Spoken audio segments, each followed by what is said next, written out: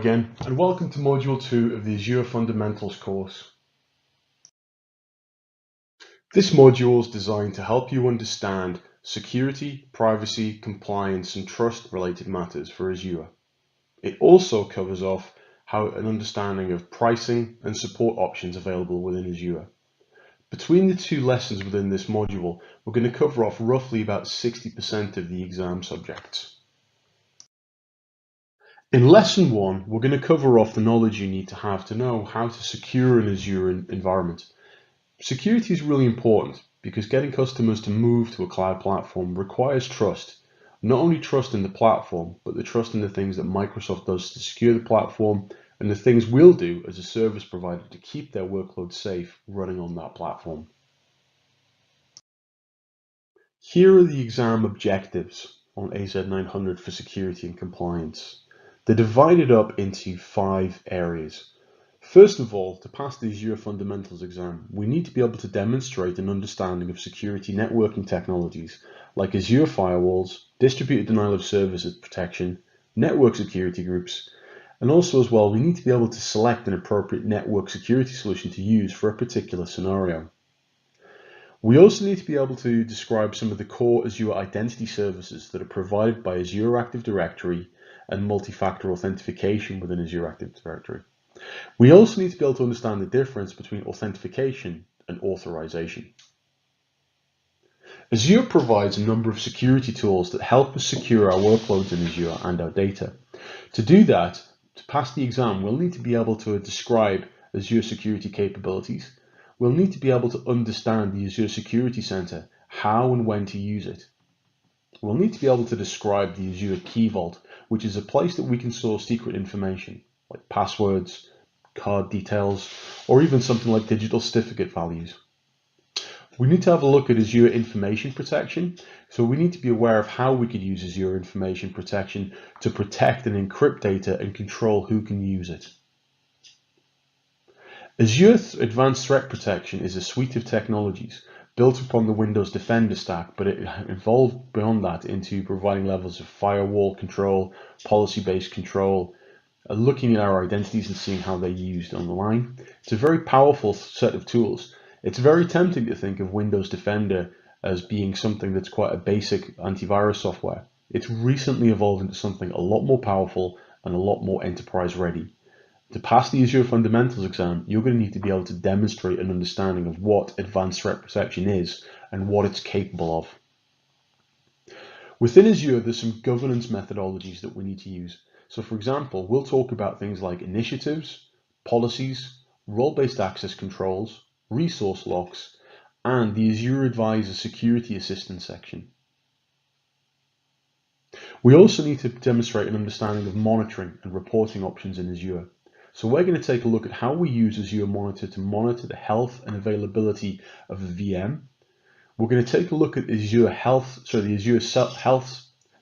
Service Health feature as well, that allows us to check on the health of the underlying services that Microsoft provide in the various regions to make sure that Azure's stuff beneath the waterline is up and healthy. And if we're seeing an outage, how do we go there and look at that to see what's going wrong under the hood?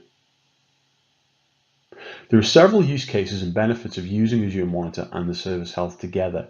So to provide an end-to-end monitoring solution, we're probably going to be dependent on Service Health and Monitor working together. So we'll talk about how we do that. There are a lot of industry compliance terms that we need to be aware of. Now, the Azure Fundamentals exam doesn't go into very, very deep scenarios like what does GDPR recommend for this or what does ISO recommend for that. But we need to be aware of what those compliance bodies are for and what the kind of things that we need to do to be compliant with those standards. There's also the Microsoft privacy statement. That's something that Microsoft lives and dies by. Microsoft takes their duty of care for any data or services that you give to them very, very seriously. The privacy statement articulates their commitments to you. So it's really important to be aware of that and to see what it does for us. There's also some sites within Azure we need to be aware of. So we've got the Trust Center, the Service Trust Portal, the Compliance Manager as well. So we'll talk about each of those sites. We'll talk about what those tools can do for us, how and when to use them as well. Also as well, we can use these tools to determine if Azure is compliant for a specific business need, and as well, we can take a look at using Compliance Manager to evaluate if our solution that we've built on Azure meets the compliance needs of a particular regulator. Also as well, we'll take a look at the Azure government services, which are specific data centers built for the American government and maybe organizations that fall under ITAR type compliance regulations. Also recently, there's been a new data center released within Azure just for the US Department of Defense. We'll take a look at what those specialized data centers are, how you can use them, and who can use them. Let's take a deep dive into how we can make sure we secure network connectivity in Azure.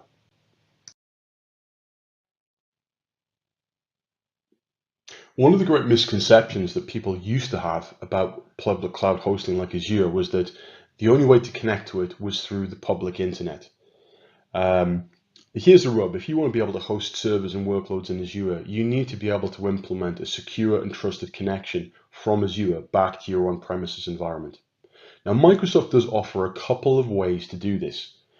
The entry-level way of doing this is to implement what we call a site-to-site VPN. What we do for a site-to-site VPN is we deploy a virtual network in Azure and add Azure virtual machines to that. We can also expose some of our PaaS services, like storage accounts, to that private network as well. What we then do is on our virtual network, we create a VPN gateway. And a gateway is basically like, it's an interconnection. It allows us to connect one virtual network to other networks.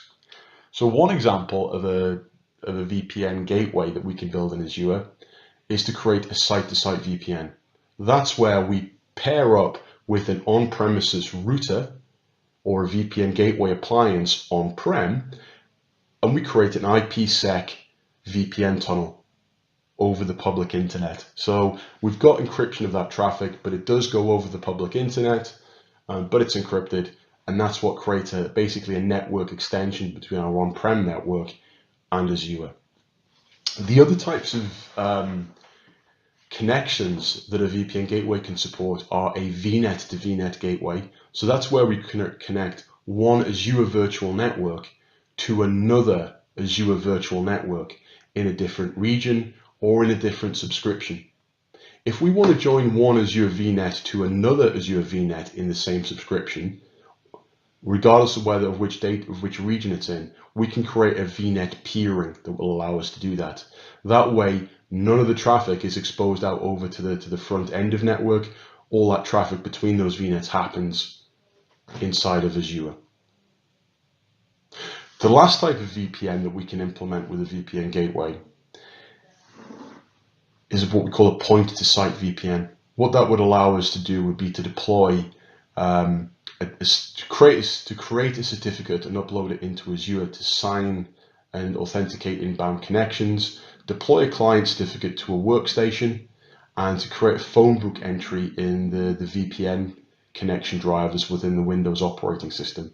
Then what we can do is on an individual machine basis, make a point-to-site connection to an Azure VNet. That's quite useful if we want to allow just like one or two individual users access to a network. So let's suppose it's somebody from outside of our network who's going to come in and just temporarily do some administration, or we want to allow some developers to be able to work from another location where there isn't a router in place. That's a useful option. Primarily though, most organizations use a site-to-site VPN to implement connectivity.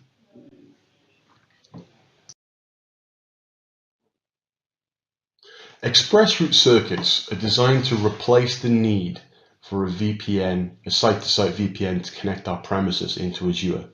They work normally by extending our wide area network or our MPLS circuit with a vendor-provided private circuit into Microsoft's Edge network. What that means is we extend our MPLS circuit so that it's got a direct breakout directly into Microsoft. Now that is a private circuit. It doesn't traverse over the public internet. It's provided by an internet service provider who'll put the connection in place for us.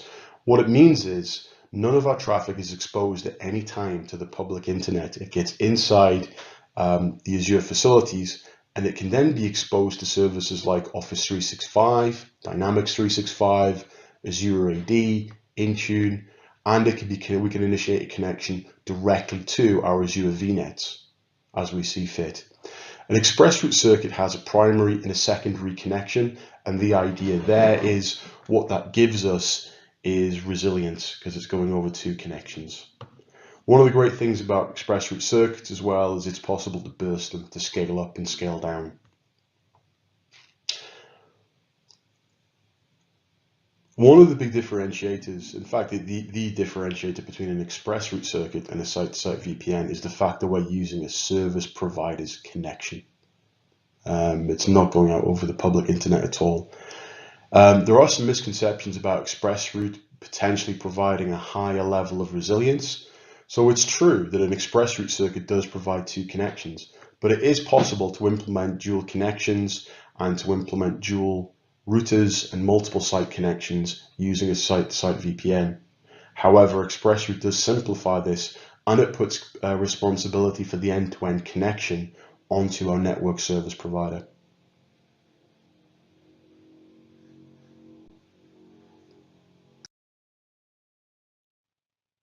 Just-in-time network access is a really powerful component of Azure.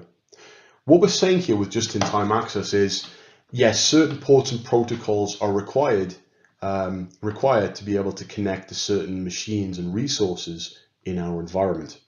However, that access doesn't need to be available perpetually. Maybe we only need to make connections over particular ports and protocols at particular times of the day or under specific circumstances. So usually the key one for this is port 3389, which is used by the remote desktop protocol. If we only need administrators to be able to connect by remote desktop when they're required to do engineering work, they can use the just-in-time access component of Azure to come along and request that RDP traffic be allowed to come onto that virtual machine. Now, just-in-time access can be used to basically control any network security group, which we'll come to and define in another slide. But basic network security groups can be applied directly to virtual machines. That means we can control whether or not access through a public IP address or a private IP address is allowed. The idea of just-in-time access is that if we turn off access on a particular port, it's then impossible for somebody to do an effective brute force attack on a port that's not open because it's not needed by the business at a given point in time. So just-in-time access gives our administrators the ability to request that they open up a particular port for a particular period of time. Now we can have that done in a way where the administrators can request it and it's granted automatically. We can also put in place an approval mechanism in that. So maybe the security team decide if or not you get administrative access to a machine. Virtual firewall appliances are not necessarily new to Azure. In the Azure marketplace, there have been firewall appliances available for some time, but what changed during late 2018 was Microsoft making their own proprietary firewall available within Azure. So, Azure Firewall is just that. It's a virtual appliance end-to-end developed by Microsoft without any third parties in place.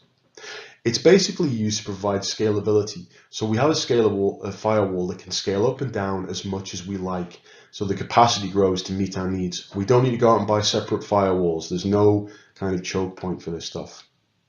We're able to implement filtering on fully qualified domain names so we can limit which traffic comes in and out of our network. We can implement network traffic filtering rules so we can allow or deny network connections based on a particular rule set that we put in place. What we can also do as well is use Azure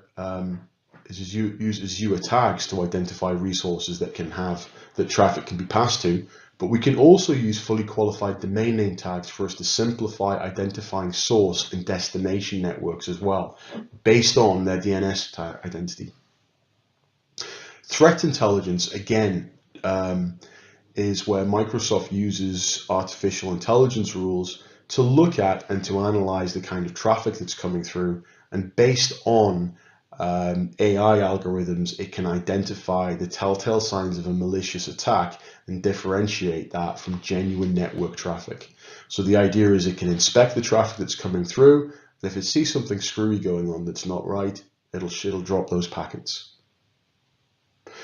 Azure Firewall is also optimized as well for handling secure network address translation. So we're able to break the communications between an individual host and an individual client by performing network address translation.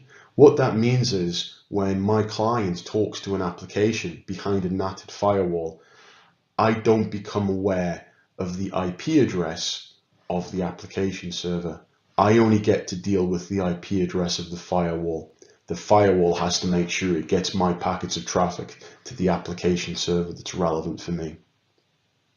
We've also got inbound destination network address translation, and we can use that to filter the private IP addresses on our virtual networks and make sure they're not exposed for us.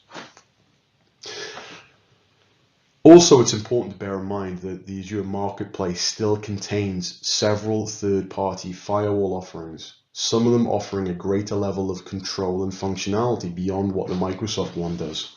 One of the ones that's very frequently used is Citrix Access Gateway, which is obviously optimized for supporting remote desktop and VDI access. So it's important to remember that Azure Firewall is not necessarily a one-size-fits-all solution. It'll work for most scenarios, but there are other options that might be easier to administer and more cost-effective for your solution requirements. A distributed denial of service attack is where somebody manipulates a network or other people's computers to send a whole bunch of traffic or requests at your service to take it offline, to disrupt your business and to cause damage to your business. So the sort of attacks that are used by distributed denial of service attacks are very frequently commonly known. Attackers will tend to use one of several distributed denial of service attacks to try and bring down your network. So because those attacks tend to follow similar parameters, they tend to follow established patterns for working, it's actually moderately easy for the Azure Backbone network to be able to identify those types of traffic. Now, Microsoft has always provided a level of distributed denial of service attack, but up until 2018, that was entirely aimed at traffic coming into the Azure platform, not necessarily traffic coming onto your virtual networks.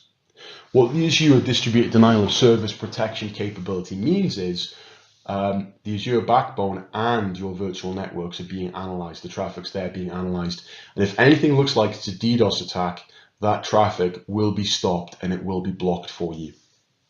What that means is there's always on monitoring and automatic network attack mitigation in place. So if you are being attacked, Azure will take care of that for you and it will let you know about it.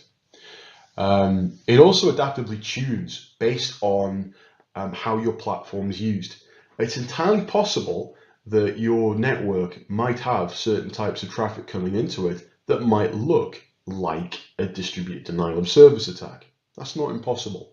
So over time, Azure is going to learn that what your network is used for, and it's going to identify more granularly the difference between a DDoS attack and legitimate network traffic in your environment that might just happen to look like a distributed denial of service attack. We also implement application layer protection. So we have an alternative to the Azure Firewall called a Web Application Gateway or a Web Application Firewall that we can implement in there as well to provide enhanced distributed denial of service attack as well. So that's where traffic would be coming in through the Azure Backbone network. It doesn't necessarily go to a virtual network. It just goes to the front end or the endpoint of a PaaS application. So that DDoS protection is applied there as well. It's very closely integrated with Azure Monitor. So when something's happening in your environment that's not right, it is going to let you know about it. So it's another reason why Azure Monitoring should be configured and the notification should be configured. It's possible to put a filter in place on those rules that when a DDoS attack happens, it lets your security developer operations team know about it. A distributed denial of service attack can be very, very easy to implement. An attacker can compromise a whole bunch of machines around the world with a bit of malware, and they can launch an attack very easily against an organization. You'd be surprised the sort of organizations that could become the victim of a DDoS attack.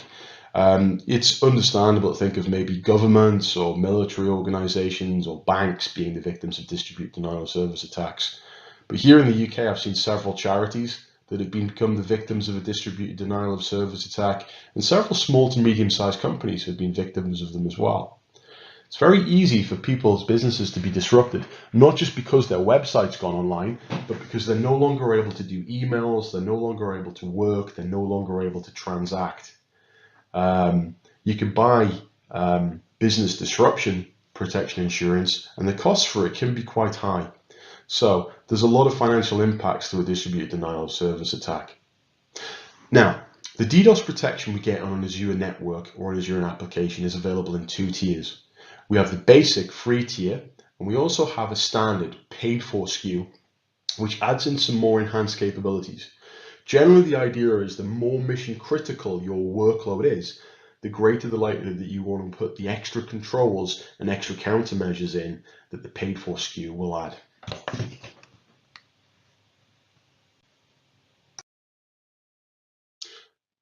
Azure offers two types of network security groups. Now, network security groups are like a firewall in that they restrict the ports and protocols of connections that can go over a connection. Network security groups can be applied at one of two levels. We have the idea of a virtual network card, network security group. If I attach a network security group to one or more virtual network cards, I'm saying there that I'm going to allow particular ports and protocols to connect to that virtual network card, but I'm going to ignore other traffic. I'm basically whitelisting the traffic that can come in, and I can do that on a source network. So I can do that in terms of the source IP address, a destination IP address for outbound traffic, and I can also block traffic going based on what port or protocol it's using. I can also apply a network security group at a subnet level, and that prevents the traffic that can flow into and out of a subnet. So if I have maybe a business tier of my application that is only ever going to talk to other components using port 8080, I can implement a network security group that'll prevent any traffic going over to this subnet, going out of this subnet that's not using port 8080 and is not destined to arrive at the virtual machines in the web tier or the data tier. And I can further restrict that, okay, the only traffic that can come out of here is going to use 1488 to connect to a SQL instance, or it's going to use port 8080 to connect to an application server over here. I can apply network security groups towards the perimeter of this as well. I can apply them on my load balancers as well, just to say, well, if it's not port 80, it's not port 8080, it's not port 443, it's not for us, well, let's just ignore it. Good practice says that we should be using network security groups together, both at the virtual machine level and at the subnet level. Another bit of good practice is network security groups can be applied to just more than one virtual network. I can create a virtual network security group and apply it to multiple virtual network cards.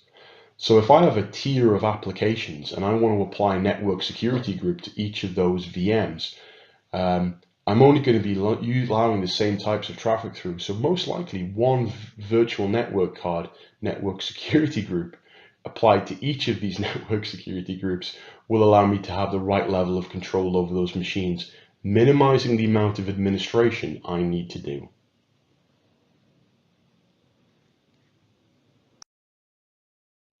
So both network security groups and firewalls work around providing hygiene for message traffic. Essentially what we're looking to do is to drop particular types of connections coming in, either because it's not relevant to the platform, or it's indicative of an attack, or it's not being authenticated.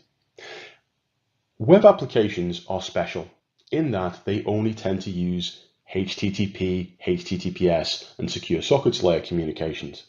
And the thing about HTTP traffic of any shape is it's RESTful in its nature, and it's all structured around specific use of RESTful commands. What we're able to do with a web application gateway is to use it as an alternative to a firewall. And what that allows us to do is to look at the packets of data flowing through and look at the HTTP packet headers that flow through to try and identify what that message and what request or response is being sent through between the user and the backend web server. What that means is we've got much greater level of control and granularity over what kind of communications we can allow through there. So for example, what I can do is if somebody's trying to invoke a HTTP command against something that's not allowed or not exposed, why allow that traffic through the gateway? So web application gateways are optimized to control the traffic that flows into and out of an application. Now that could be a platform as a service application, or it could be like a website running on a virtual machine. Behind the web application gateway, because it also acts as a load balancer for us, we have a pool of virtual machines. So this can help with high availability for us as well. One of the key use cases of a web application gateway over a standard external network load balancer is that a web application gateway will give us SSL termination. Consider the following scenario. We have an application that uses secure sockets layer to encrypt its traffic over the public internet to prevent interception. However, we still want to be able to look at that traffic and do some kind of stateful inspection of it to make sure that even though it's encrypted and it's been authenticated as traffic, it's not containing anything inappropriate. What we can do is we can offload all the heavy work of decrypting those SSL packets onto the application gateway. Not only, so we are passing off some workload to a slightly more expensive appliance, but it's an appliance that's optimized to do that kind of offloading. What that means is as our backend network, the communications will just work through unencrypted HTTP, and the actual application servers don't have to be spec'd as highly because they're not having to cope with the additional CPU and memory resource of decrypting data. It's another example of a way where if we use Azure intelligently, we can bring down the run costs for our customers. Web application gateways are simply a Microsoft proprietary implementation of a web application firewall. So it's important to bear in mind in the real world that while web application gateways are available through Azure, there are other vendors providing web application firewalls in the Azure marketplace. And it could be that maybe you're working for a customer that has a particular set of regulations that require that the web application firewall that you use either is on a particular vendor's approved list. So organizations like Cisco and Brocade, they have their appliances that have gone through different levels of governance and certification. So just because you're moving to the cloud doesn't mean to say you're moving away from the ability to have a particular vendor's firewalling technology in place. It's becoming increasingly popular for organizations to collaborate with different organizations, with suppliers, consumers, and partners using APIs. API stands for Application Programming Interface. What that means is they've set up their applications so they can communicate with other applications. Maybe it's for processing jobs, maybe it's for processing messages, maybe it's for just querying data. What we can do is we can query an application by sending a RESTful command in the form of HTTP traffic to the application programming interface. That API will receive that transaction, execute it, and send the results back to it. So initially API gateways were very heavily used inside organizations to connect up applications. So if you had an ERP application, a CRM application, and a payroll application, you could join all three of them together by integrating the applications in a way where they communicated and queried each other using APIs. On a private network, that wasn't too bad. However, if you want to have one of your applications in the cloud and another one on-prem, that introduces some security challenges. Or if you're joining up applications from different organizations, maybe you're an organization that provides data services through an API to your customers. We then have the obvious need for authentication, encryption, and security for that connection. So Microsoft have produced basically a special type of firewall for API management, for APIs. It's part of the Azure API management suite. So that suite also includes a developer portal to streamline and simplify the development of API applications. There's also a publisher portal in there, which means you can share the documentation for your API with your partners. So they can log on to there with a guest account, and they can see that these are the API calls that each API supports. This is how you must authenticate. These are the data structure standards. But most importantly, the Azure API Management Suite gives us the ability to implement an API gateway, and that essentially allows us to initiate either a direct connection over the public internet to a backend server or from a consuming application, or to support a VPN connection from those receiving applications. So we can either use application or VPN level encryption around that as well. One of the more common needs for people using an API gateway is to be able to throttle requests and to cache responses. If I am sending a query, the same query from multiple customers, so let's suppose I'm connecting to a large supplier for a retail group, and everybody keeps asking me, how many Cabbage Patch dolls have you got in stock that you can send me? And let's suppose people are asking that question 20 or 30 times a day. If I can cache that response and give it a time to live value and keep that on the gateway can respond, reducing the burden on my backend server. Again, this is another way of optimizing costs for those backend services. Throttling as well, it means what we can do as well is we can say a particular partner, organization, or consumer can only send a certain number of API requests at a time.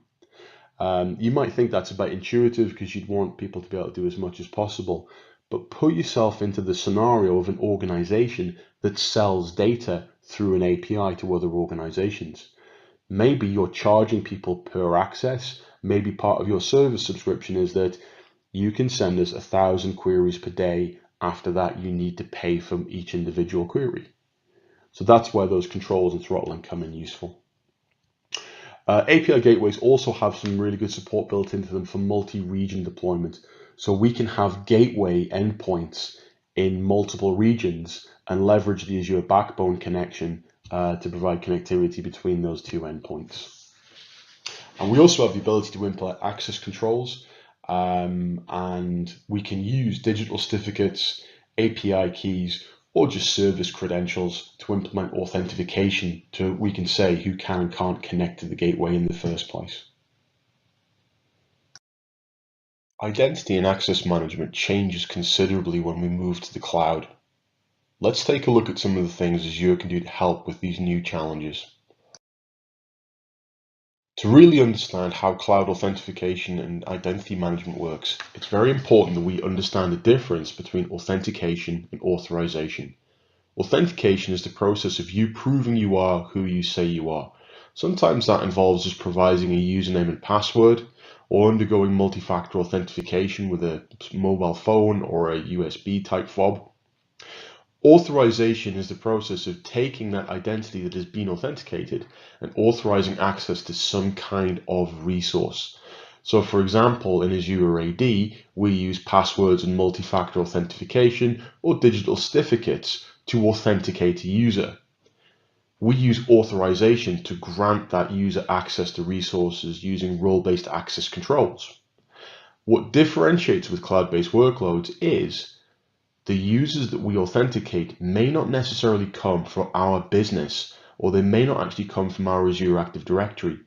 It could be that those users are authenticating with Azure AD using an industry type authentication provider like Facebook, Gmail, Microsoft Live, or Twitter, providing their credentials to Facebook and Gmail, being authenticated by Facebook or Gmail, and then Azure AD is just going to authorize their access to particular resources. So it's important to realize that in the cloud, authentication and authorization can be decoupled in certain circumstances. Azure Active Directory is a very different and complementary service to Windows Server Active Directory domain services. ADDS, or as we typically think of it as an Active Directory forest or domain, is about providing authentication for computers and users. Azure Active Directory is a cloud-based directory. It's based around the principles of providing sign-on for cloud-based applications like the Azure resources that we create in the Azure portal, public cloud applications, software as a service applications that we create ourselves, or the ones that we use from third-party providers like Coure or Twitter or LinkedIn, Office 365 resources, Microsoft Dynamics 365 resources, or other applications that live in the cloud. Azure AD uses different technologies for authorization authentication. Protocols like Kerberos, NTLM, SMB are just used by Azure Active Directory domain services. Azure AD uses more modern authentication protocols like OpenAuth and SAML to achieve authentication. Some of the other differentiators between Azure AD and Azure and AD domain services include the fact that Azure AD is a software as a service offering.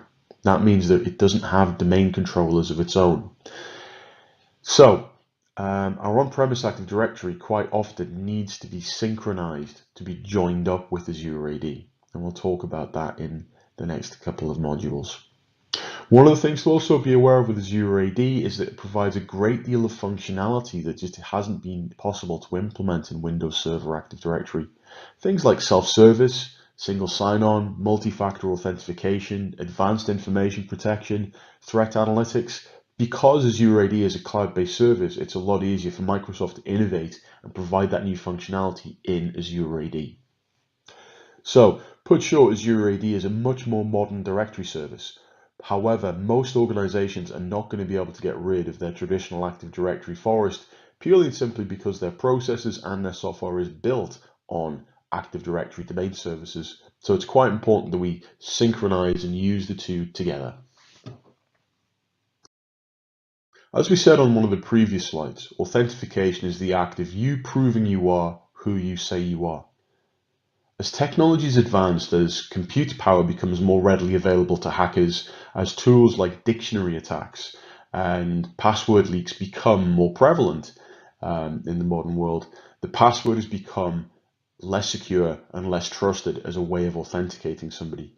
Now, unfortunately, the need to provide a username and password isn't going to disappear. It's not going to go away anytime soon. However, we can strengthen the authentication experience by ensuring that people provide multiple ways of authentication. As a DXC user, you'll see this yourself when you come to access any of our intranet resources or access any of our Office 365 applications internally. When you log on, you'll be asked to use the one-time password provider that uses an application on your phone. Azure AD provides its own multi-factor authentication provider that does a similar kind of job. When you come to log into the Azure AD portal, if multi-factor authentication in Azure AD has been enabled, it will then prompt you by telling you by sending you an SMS message or a message to an application that runs on your mobile device. Because when you enroll in Azure AD, you have to enter your mobile phone number or register your authentication app. It means you're then able to prove you are who you say you are by providing something you know, i.e. your username and your password, but also you're proving that you have your phone and that you've authenticated to log into your phone because you've been able to retrieve your text messages or you've been able to access the authentication app.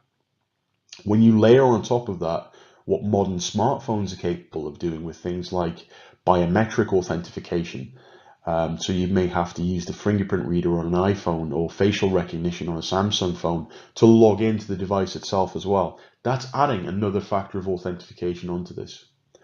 Years and years ago, I worked on a few projects to implement multi-factor authentication just in traditional directory services and websites. And it was a long, convoluted process because there was a lot of integration to deal with, a lot of telephony integration to deal with as well, and a lot of third-party software that required a lot of configuration and integration into the directory service. With Azure AD multi-factor authentication, all the functionality is already there. All the back-end connectivity telephony is already there. All you really need to do as an Azure administrator is choose which of your users you want to be able to authenticate using multi-factor. Which users have to authenticate using multi-factor authentication, and to choose the policy that determines whether they can use the Authenticator app, whether they receive a telephone call to an established landline or mobile number, whether they receive a text message, or an email to an alternative email address. There's also another option as well for people to prove they are who they say they are by answering security questions. However, personally, I'm not a big fan of that as an authentication option, but it does exist. One of the nice things about Azure AD MFA is it's actually it's a paid for offering, which means you need to buy Azure AD premium licenses for your users to have Azure multi-factor authentication. The good people at Microsoft, because they want to improve the security of the Azure platform itself, if you're a certain number of users in your organization, if they are a member of Azure administrative roles, they will get the ability to have multi-factor authentication enabled for them without having to buy an additional license, because you're paying for that partly through your Azure subscription. So as I mentioned before, Azure AD is a new cloud-enabled directory service. Not only does it provide enhanced experiences for single sign-on, business-to-business authentication, self-service, integration with cloud applications and our own enterprise applications on-prem, it's very unlikely that we can just throw away our existing Active Directory, mostly because there's a huge number of applications and servers and management tools that are dependent upon Active Directory on premises. So how do we get the best of both worlds? How do we allow users to be able to log on to Azure AD controlled resources using the same credentials that they would use to log on to Active Directory on premise? And also as well, how do we extend some of those enhanced features of Azure AD back down to our on-premise Active Directory domain services implementation? And Microsoft have made this quite easy for us. They've implemented a technology called Azure AD Connect. Now, Azure AD Connect is nothing terribly new, really. It's built upon the core service that runs in Microsoft Azure AD Connect. It's called DirSync. Years and years ago, that used to be a standalone tool. Then it became a very expensive component of Forefront Identity Manager. And now Microsoft have made it freely available as part of Azure AD Connect. The idea around the directory synchronization component is you can select the user objects, group objects on your on-prem Active Directory that you wish to replicate into Azure. What that then means is there's then a copy of those usernames and passwords loaded up into Azure AD. So if I come along and try and authenticate against the Office 365 portal, or I try and log into the Azure AD portal, or I try and log on to something like ServiceNow or SAP or Gmail that's been integrated with Azure AD, I'm providing the same credentials that I would provide to Windows Server on-prem to Azure AD. We can do granular selection, so we don't have to replicate all our accounts from on-prem into Azure. There's a very good security stance that says, why should we replicate certain accounts that aren't needed in the cloud to the cloud? And that's good logic. So what we're able to do with Azure AD Connect is filter on the group and user objects that are replicated by either targeting a specific child domain within the forest, an organizational unit. We can set an attribute in the Active Directory schema to filter on, and we can also use group membership as a mechanism of filtering. So we don't have to replicate all our users and groups from on-prem into Azure. Azure AD Connect also provides some other functionality, which is about write back, and that's all about enabling advanced features of Azure AD back into and integrating it back with on-prem AD. So for example, Azure AD gives us a nice little portal where we can do self-service password resets. We can do self-service group management where people can request to join a particular user group in Active Directory or in Azure AD. Azure AD Connect provides password and group object write back. So when we make those changes through those self-service tools in Azure AD Connect, the resulting changes are also committed back to the user accounts and the group objects back on-prem. Also as well, it'll take care of replicating passwords for when they are changed in Azure AD back to on-prem using password replication. One of the other features that Azure AD Connect will help us with, not only will it provide a single sign-on experience between for users of Azure AD-based resources using their traditional AD domain services account, but it can also help us by automating the implementation and configuration of AD Federation services. It'll actually be able to build out an AD Federation services farm for us. However, what we found in more recent years is that as Azure AD Connect's own single sign-on functionality becomes better and better, the use case for needing an ADFS farm is starting to reduce quite considerably. But it is a nice little feature there that if you do need to build an ADFS implementation out to support maybe Office 365 or integration with another cloud-based application, Azure AD Connect can implement that implementation for you. The final bit that Azure AD Connect offers for us is that it provides management telemetry. Azure AD Connect will gather health and performance statistics from our on-premises AD domain controllers, and it will also gather them from our AD Federation Services servers and from Azure AD Connect itself. And it will provide that AD health information into Azure AD, which has its own health monitoring solution. So that will give us a 360-degree view of the health of our hybrid identity management solution, which then itself can then be propagated through Azure Monitor into a holistic end-to-end infrastructure monitoring solution. Azure AD Connect is implemented by installing it on a server. Typically, most organizations now will deploy at least a pair of domain controllers in Azure and extend their AD domain into Azure, and they'll also deploy either one or a pair of Azure AD Connect servers in Azure. That way, their hybrid identity management system isn't dependent upon the connection back to their on-premises environment or their on-premises data center for everything identity-wise to keep working. So again, whilst Azure AD does provide a very comprehensive directory service for users, Azure AD doesn't really provide any functionality today to handle anything like group policy or computer account authentication. So what we do with in Azure is we'll typically deploy at least a pair of Active Directory domain controllers as virtual machines running in Azure and connect them back to our on-premises network over a site-to-site VPN or express route and replicate our domain across, so that we then have another Active Directory site running in Azure. Those domain controllers in Azure will provide name resolution services, authentication, group policy, and computer management services to the other virtual machines residing in Azure. So one of the things to remember when you're extending Active Directory domain services into Azure Virtual Networks is there are a few nuanced type steps that you need to follow to make sure this stuff's going to work properly. First of all, because the domain controllers need to replicate with the on-prem domain controllers, we have to make sure we have some kind of reliable site-to-site connectivity, usually an express route circuit or a site-to-site VPN. Then we need to create at least 2 virtual machines in Azure. It's beneficial to join those 2 virtual machines to an availability set or an availability zone to ensure that they're highly available. Then, once we've created the virtual machines, we need to specify that both those virtual machines temporarily use the IP addresses of the on-prem domain controllers for DNS name resolution.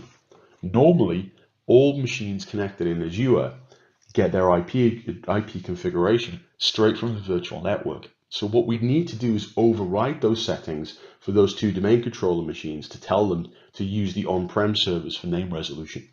That will allow them to communicate with the on-prem domain controllers so they can actually discover the domain and actually join it when we run the DC promo wizard. Another important prerequisite is that Active Directory Domain Services has a database, log files, and a folder called sysful, which is used for replicating data. All 3 of those folders do not play nice at all with disk level write caching.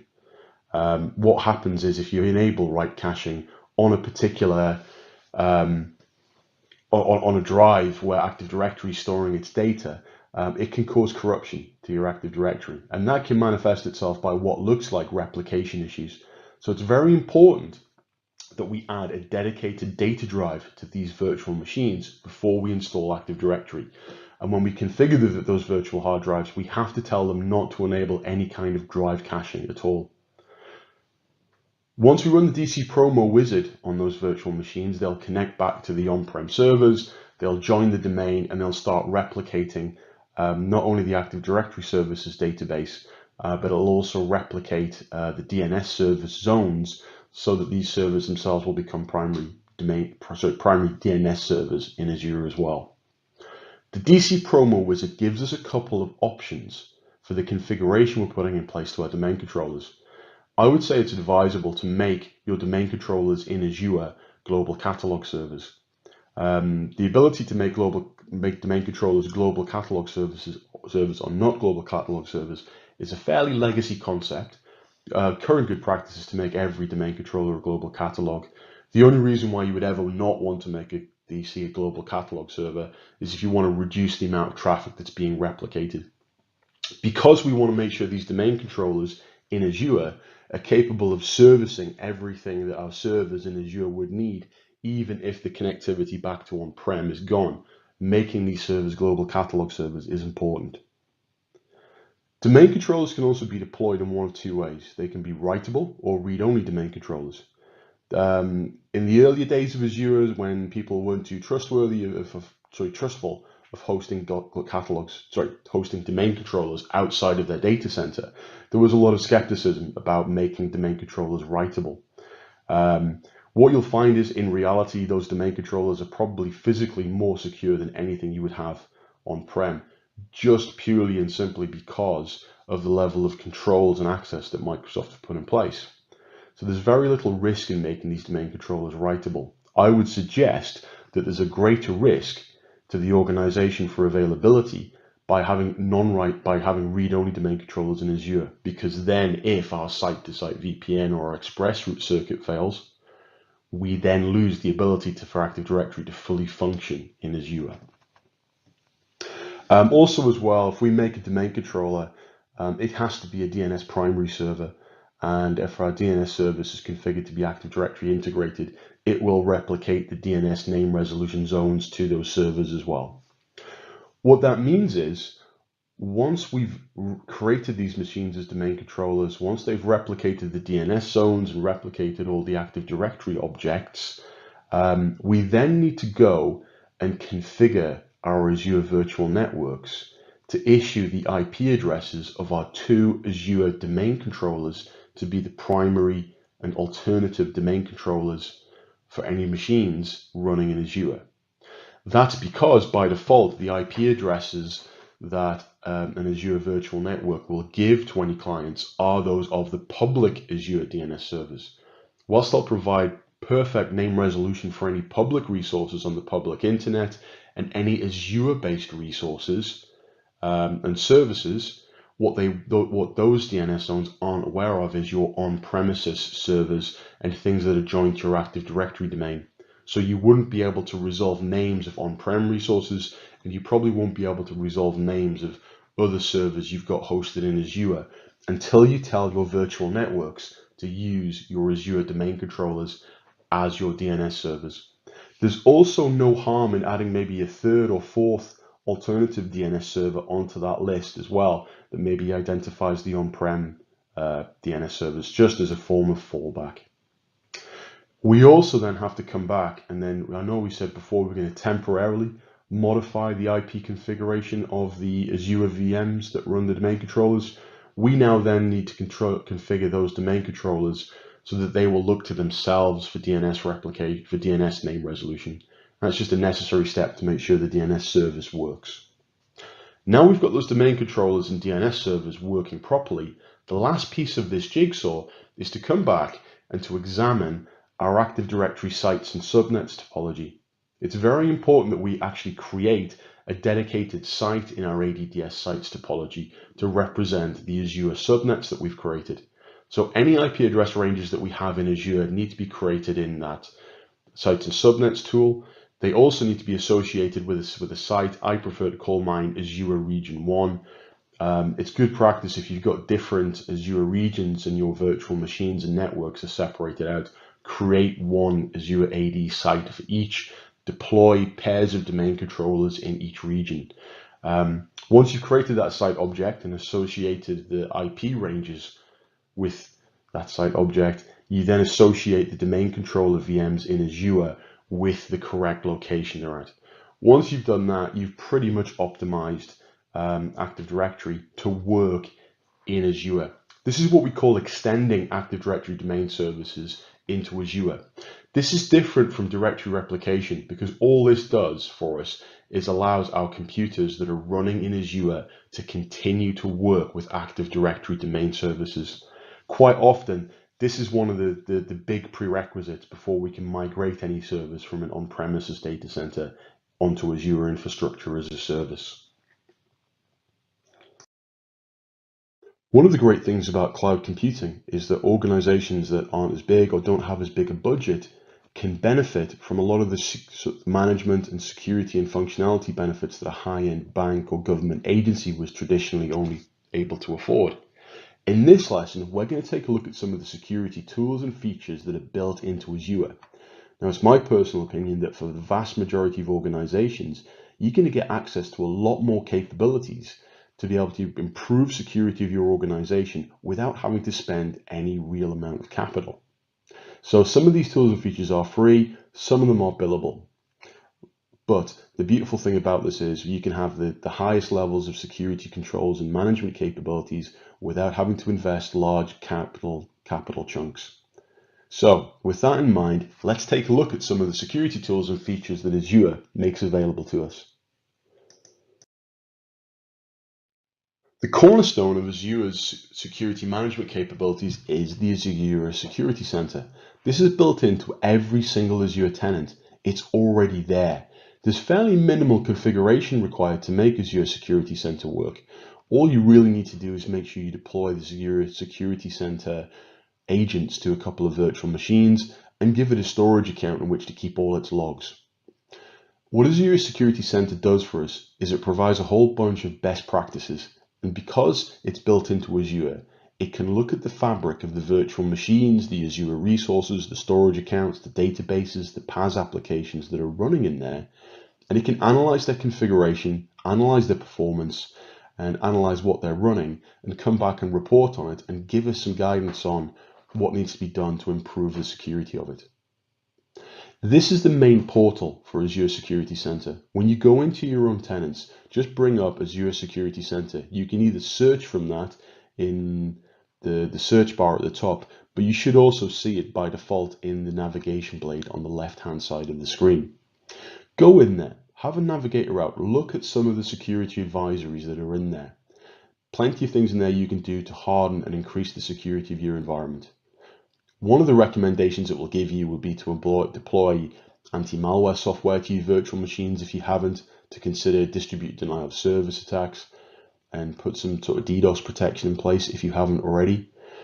Also as well, it'll prompt you to install the Azure Security Center agent onto some of your machines. That'll extend the reach of the Azure Security Center from just looking at the fabric and the resources in the management plane to being able to look at the heart of the configuration of your virtual machines themselves.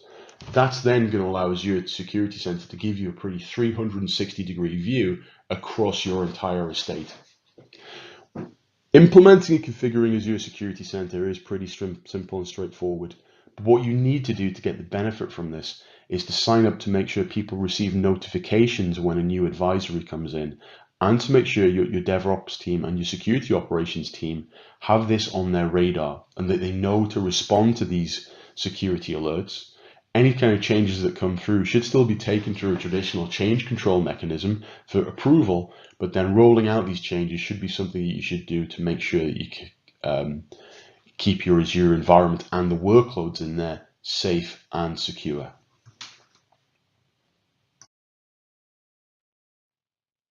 There are some items of data that we really need to keep secure.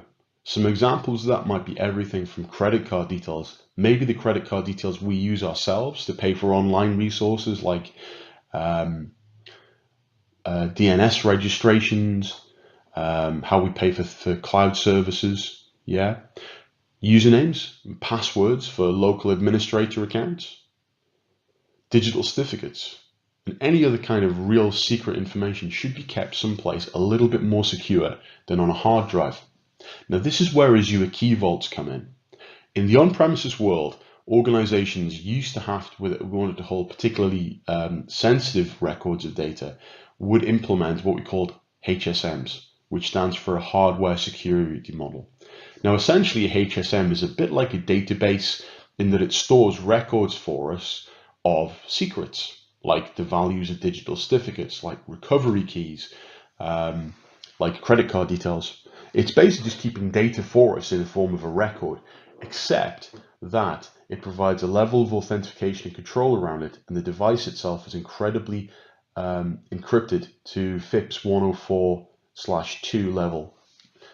These HSM appliances on-prem were quite costly, so there was a minimum cost footprint to have one of these things of about $10,000 or $15,000. Now in Azure, because we're providing Azure Key Vaults on a software as a service basis, you only need to pay per secret per month. And the cost of the Key Vault is somewhere in the region of about 2 cents per month per secret that we keep. That's significantly cheaper for most organizations.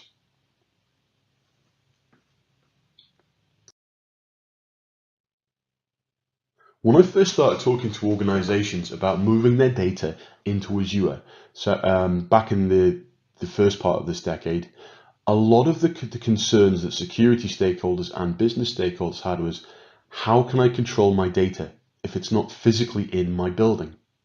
And this was always an interesting question for me, because really, how do they control it today? Okay, they've got a brick wall around their data center and they've got firewalls around their perimeter. But realistically, if you can get around the brick walls, and if you can get around the network and get access to the data, you can do pretty much whatever you wanted to it if you could authenticate. Azure Information Protection provides an additional layer of protection around files. Azure Information Protection won't help us with things like database records yet, but it will help us to control files like Office documents, PDFs, and emails. So, what does AIP do for us? Well, there's some services in there that allow us to discover, classify, and protectively label our data. So AIP will take a look at our file shares, it'll take a look at our file servers, it'll take a look at workstations, and it'll also take a look at things like SharePoint, Teams, and OneDrive folders. It'll identify what data's in there.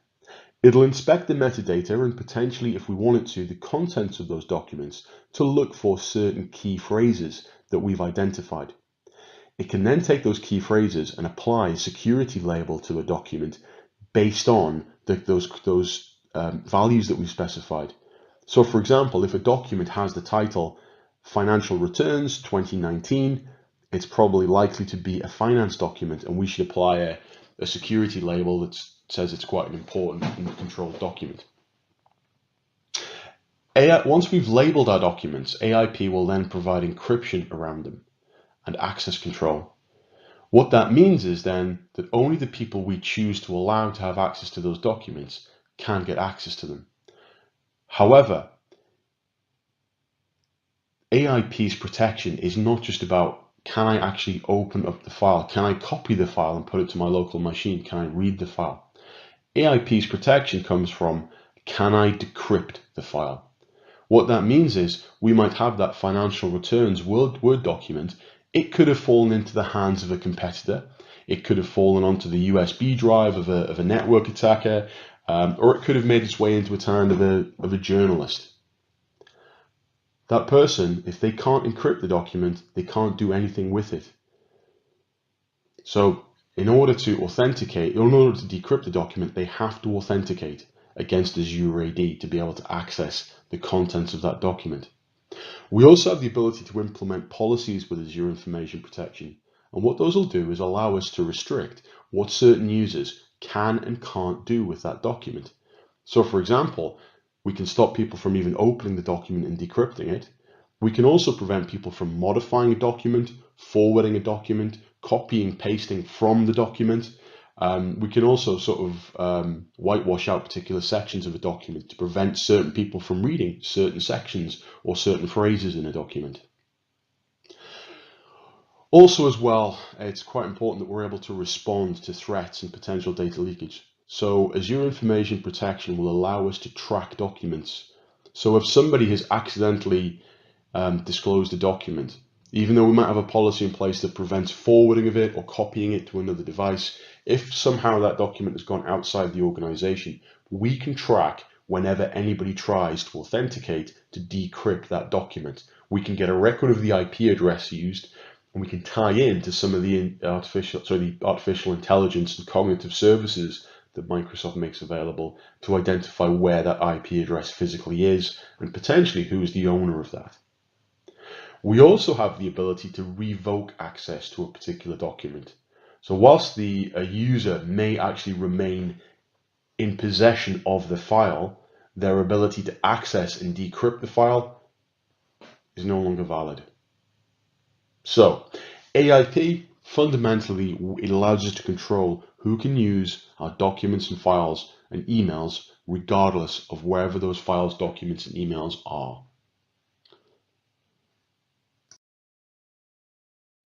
Over the last 15 to 20 years, cybersecurity attacks have gone from just being a benign annoyance into a very sinister and malicious form of warfare. Countries, organizations, intelligence organizations, everybody, there's a lot of organizations out there that are potentially the victims and potentially also the perpetrators of cybersecurity attacks. This is what the anatomy of an attack looks like. A user would normally work with a system and they would authenticate in there. But what will happen is an attacker will pretend to be that person. So maybe they'll have got their guest or their username and password, or they've pinched their phone and their laptop, and they will try and use that access. So what happens is at some point the user account becomes compromised. And what that means is the attacker becomes able then to log onto the system. So the anatomy of attack, okay, the user is able to authenticate, they're able to get into the system. Yeah. What will happen then is the attacker will attempt to do some very, very cool, sinister things to try and increase the amount of access they've got to be able to access the resources they want to get at. Eventually, that attacker can either elevate their own privileges or they can actually access the resources that they need. Quite often, these people are very clever, and what they'll do is they'll place malware in place. They might change network configurations. They may do things to prepare the network for a larger attack later. Eventually, the attacker actually accesses the data they want to get at, and they need to remove it and get it out of the system and put it someplace else. And that ultimately results in the loss of data or the unintended disclosure of that data. If you put that into the context of a bank, with that being financial transactions, there's a huge cash value in that. If you put an attack into the perspective of the data being some kind of intellectual property, like the blueprints for a Formula One racing car, or the blueprints for the next generation of Ford's new motor vehicle that has some kind of competitive advantage to it, or we've got some sort of information that we would want to keep sensitive. For example, HR information about complaints and disciplinary procedures, financial information, passwords, usernames, records about customers. If that stuff gets disclosed, that can be hugely damaging for our organization. So, unfortunately, attackers are on the rise. There's a whole generation of hackers who've grown up and become disenchanted with society. There are huge sentiments of anti-corporationism in the world. And also as well, you've got politically motivated attacks as well. All you have to do is look at the newspaper every couple of weeks and you will see evidence of attacks. For example, there was the attacks made on Sony where a whole bunch of secrets about upcoming projects and movies were disclosed. And that was done it was alleged that that was done by the Korean government in response to a film that Sony produced or distributed that painted Kim Jong-un in a bad light. So there's lots of motivation for this stuff. Attackers can be very determined. They have access to the kind of resources they need because the tools are readily available on the dark web. They're readily available in their tool sets. No longer do you need a very, very high-end processor to be able to run these tools, especially if you've got time and patience. Social engineering plays a huge part in this as well. The easiest way to compromise a network is to find somebody's username and password, and social engineering is the easiest way to do that. So what we do in Azure is we assume that an attacker will be able to get inside our organization. And what we want to do is make sure we'll do everything we can to prevent that, but we have to deal with the likelihood that an attacker will gain access. So this is where Azure Threat Protection comes in. If we assume that our environment has already been breached, we need to monitor what our users are doing. Under normal circumstances, users will tend to follow fairly established patterns of what they access and who they do, just because they're doing their job. By monitoring the behavior of users or the entities that appear to be a person, we can see what they're doing. And when we see but the problem is there's a huge amount of data involved in looking what an individual user does. What's traditionally missing was not the ability to collect that information or the ability to integrate with the systems to gather that information in the first place. It was the ability to have the time to analyze and learn the patterns that represented normal behavior and to learn what represented anomalous or suspicious behavior. So one of the things Azure Threat Protection does is it builds upon artificial intelligence algorithms that Microsoft develop so that when the threat protection solution is integrated into your environment, it learns over time about what users do as part of their normal job, what is normal behavior, and what is suspicious behavior.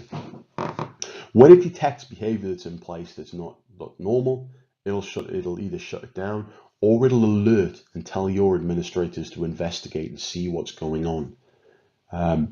If we assume that our network has already been breached, that there are passwords and usernames that have been disclosed, this helps us see when somebody's actually doing something that could potentially be damaging to our organization.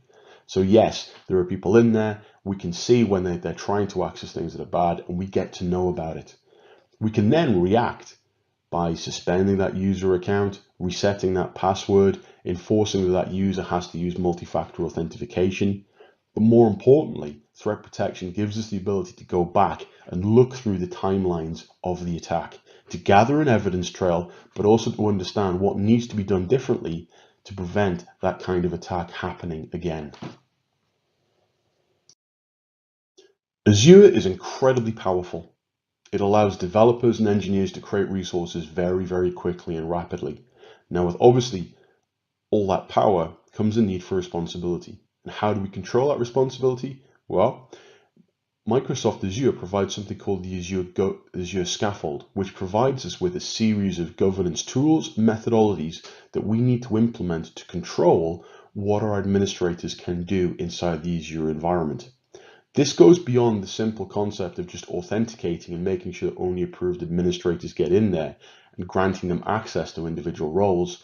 It also goes as far as to implement policies that says what administrators can and can't do to make sure that they follow the standards our organization wants them to follow. Let's take a look at Azure governance now. The controls, countermeasures, and tools that Microsoft have implemented to provide governance around our Azure environment are collectively referred to as the Azure Enterprise Scaffold.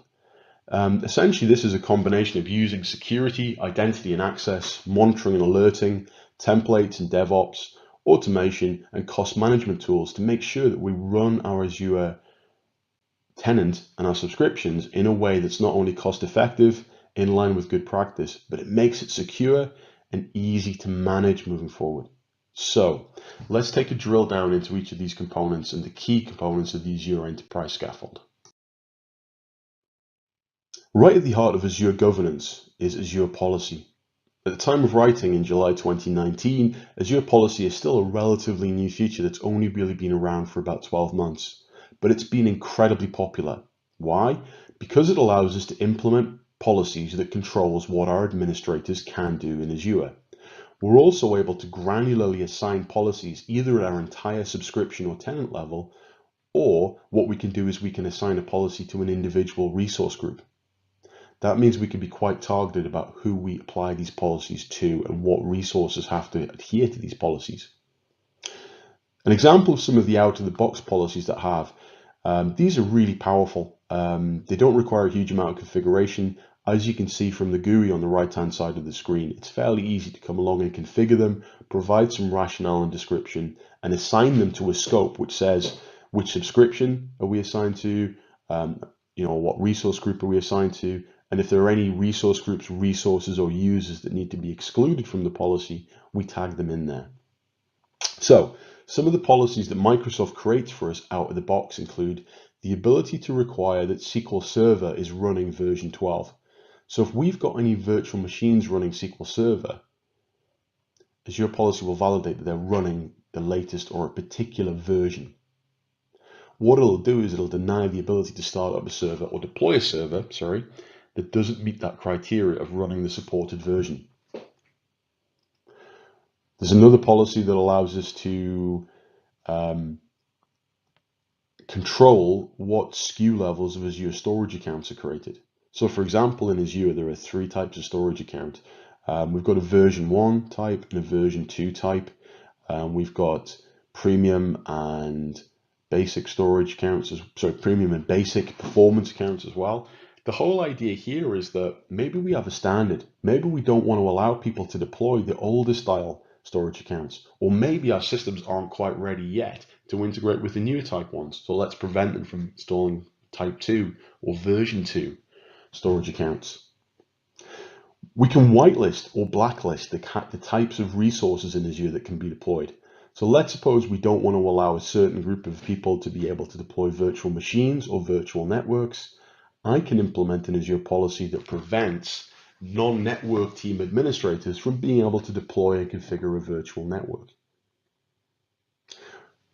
Allowed locations is very powerful. Data sovereignty is a huge issue for many customers, and making sure that they don't move data into the locations that are outside of a regional territory is hugely important. What we can do with Azure policy is we can specify which Azure regional data centers we are allowed to deploy resources in. And again, that can be granularly applied to a particular group of users, or it can be deployed throughout the subscription.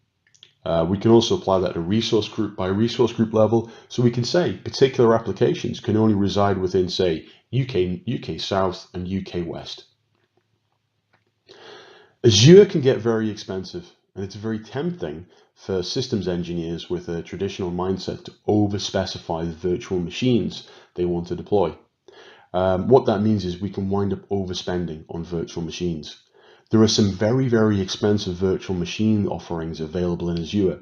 For example, there is a BizTalk server that's very, very high spec, and that costs $19,000 per month. So maybe we want to put some controls in place that controls who can deploy the more expensive virtual machines, or maybe even prevent certain types or prices of virtual machines from being deployed. And that's where that policy will help us. Azure policy also helps us implement the governance process itself. So out of the box, there are policies that will enforce that when we create a resource or a resource group, that we apply the appropriate tags to that resource to keep it managed. We can also make sure that a naming convention is followed. And also as well, we've got the ability to prevent particular types of Azure resources from being deployed. So we can say if we don't want storage accounts being provisioned, we can do that. If we don't want developers from being able to deploy virtual machines, we can do that using that policy type. The out-of-the-box policies are very powerful, very simple to configure. If you're trying to achieve something through a policy that's a little bit more complex and there isn't yet an out-of-the-box policy for it, it is possible to build your own custom policies. One of the trends I'm increasingly seeing is by the time I want to do something myself with an Azure policy, somebody else has already asked Microsoft to do it, and they've created a policy template for it. So I can take that template from the example site and just implement that. So what you'll find is over time, Microsoft will keep adding to the out-of-the-box policies that are available to it. But also as well, if you do need to do something a bit more specific, you can create a custom policy yourself using the Azure portal, and you can apply those as you like. In larger organizations where there are a large number of administrators or resources in Azure, it's very likely that what you'll find is that you need to apply multiple policies consistently. This is where Azure initiatives come into place. An Azure initiative allows us to create multiple policies and assign them consistently. Also as well with Azure initiatives, we're able to monitor the compliance of individual resources or resource groups or everything in a particular subscription against a given initiative. Again, initiatives are really just built out of multiple policies and parameters coming together. But what we can do with an initiative is to implement an effect. So for example, If we've got virtual machines that aren't monitored, yeah, we can have an initiative that will go about and enable that monitoring for us by using the effect to say, okay, implement the monitoring. In any data center, network, system, or application, there are some security principles that we need to adhere to. One of them is granting the people the least amount of administrative privilege that they need to get their job done. This is why quite frequently when you go into a corporate environment using a corporate issued laptop, you won't have local administrator access. Even though you may be a senior engineer, you don't get local admin access because you're not the person that builds and configures the laptop, so you don't need that level of access. The idea there is if we only grant access or administrative privilege to those people that genuinely need them, the right people have the access. One of the other principles is about role separation. So if you're the guy that monitors the environment, should you be the same guy that administers the environment? If you're the guy that audits the environment, should you be the same guy that monitors the environment? Potentially not. So the idea around role separation is that one hand washes the other hand. Yeah. Some people, and by separating our roles and responsibilities. So for example, if I made sure that none of my SQL Server database administrators had access to change business logic in any of my applications, I could protect the organization from a single user modifying a system to their own individual benefit by, say, maybe redirecting a financial transaction from one bank to a private bank account. So we use role-based access controls in Azure to implement least administrative privilege and role separation. And this is how we do that. Azure role-based access controls give us a schema. We can implement role-based access controls at the subscription level that controls everything inside that subscription. We can join multiple subscriptions together into a management group. We can also apply role-based access controls at a resource group level and at an individual level. The idea being is that at each level in that hierarchy, we have some roles. So we have the owner role. When we create an object, the person that creates it becomes the owner of it. When we create the subscription, we have a subscription owner. So the idea is you would never really want to have more than 3 people as the owner of an object. So what owners can do is they can create, they can modify, they can delete everything in a resource group or a subscription, depending on the level of scope that's applied, that role-based access control is applied to. We can also delegate administrative control over resources to other administrators, and that's where the contributor role comes in. So as the contributor to an Azure subscription, I can create whatever resources I like. I can create whatever virtual machines I want, whatever virtual networks I like. The only thing I can't do as a contributor that an owner can is make other people a contributor. So the idea around the owner role is these are very, very high-powered, high-privileged accounts. They should very rarely actually be logged on to do day-to-day activities other than just creating contributor accounts or making very substantial changes to the architecture of an Azure subscription. One of the lesser powerful roles is the reader role. And if I'm the member of a reader role at a subscription, I can go in and I can look at the configuration of any resource that's in there. I can't change anything, but I can look at it. It's also possible to create what we call resource-specific roles and also custom roles as well. So there are a bunch of options available to have. So for example, out of the box, Azure create roles for backup operations, backup administrators, network operations, network administrators. So the whole idea there is we can assign more junior administrators to a specific role that only has the level of administrative privilege they need over the resources they need to be able to access. One of the challenges we face in Azure, though, is the fact that we'll have a large number of administrators working in here. And the whole point of Azure is to delegate, to enable developers and project teams to be able to go and consume what they want when they want it within certain roles. So how we do that is all about how we choose to implement and configure role-based access controls. So typically speaking, what we'll do when we're implementing a schema of role-based access controls for an organization, we'll basically create user accounts in Azure AD for the engineers that need access to the Azure resources. We'll nest them into groups within Azure AD that identify potentially their job type or their group. Then we'll nest those groups into roles. And if you're a member of the role, you get the relevant level of access. This diagram here kind of explains a typical kind of role-based access control design that we might implement for an organization. So here we have an owner role, and the people that we've made access into there are security administrators. So the only purpose of those security accounts would be when somebody comes along and says, hi, I've just joined the organization. I'm going to join the cloud platform engineering team. Can I have admin access?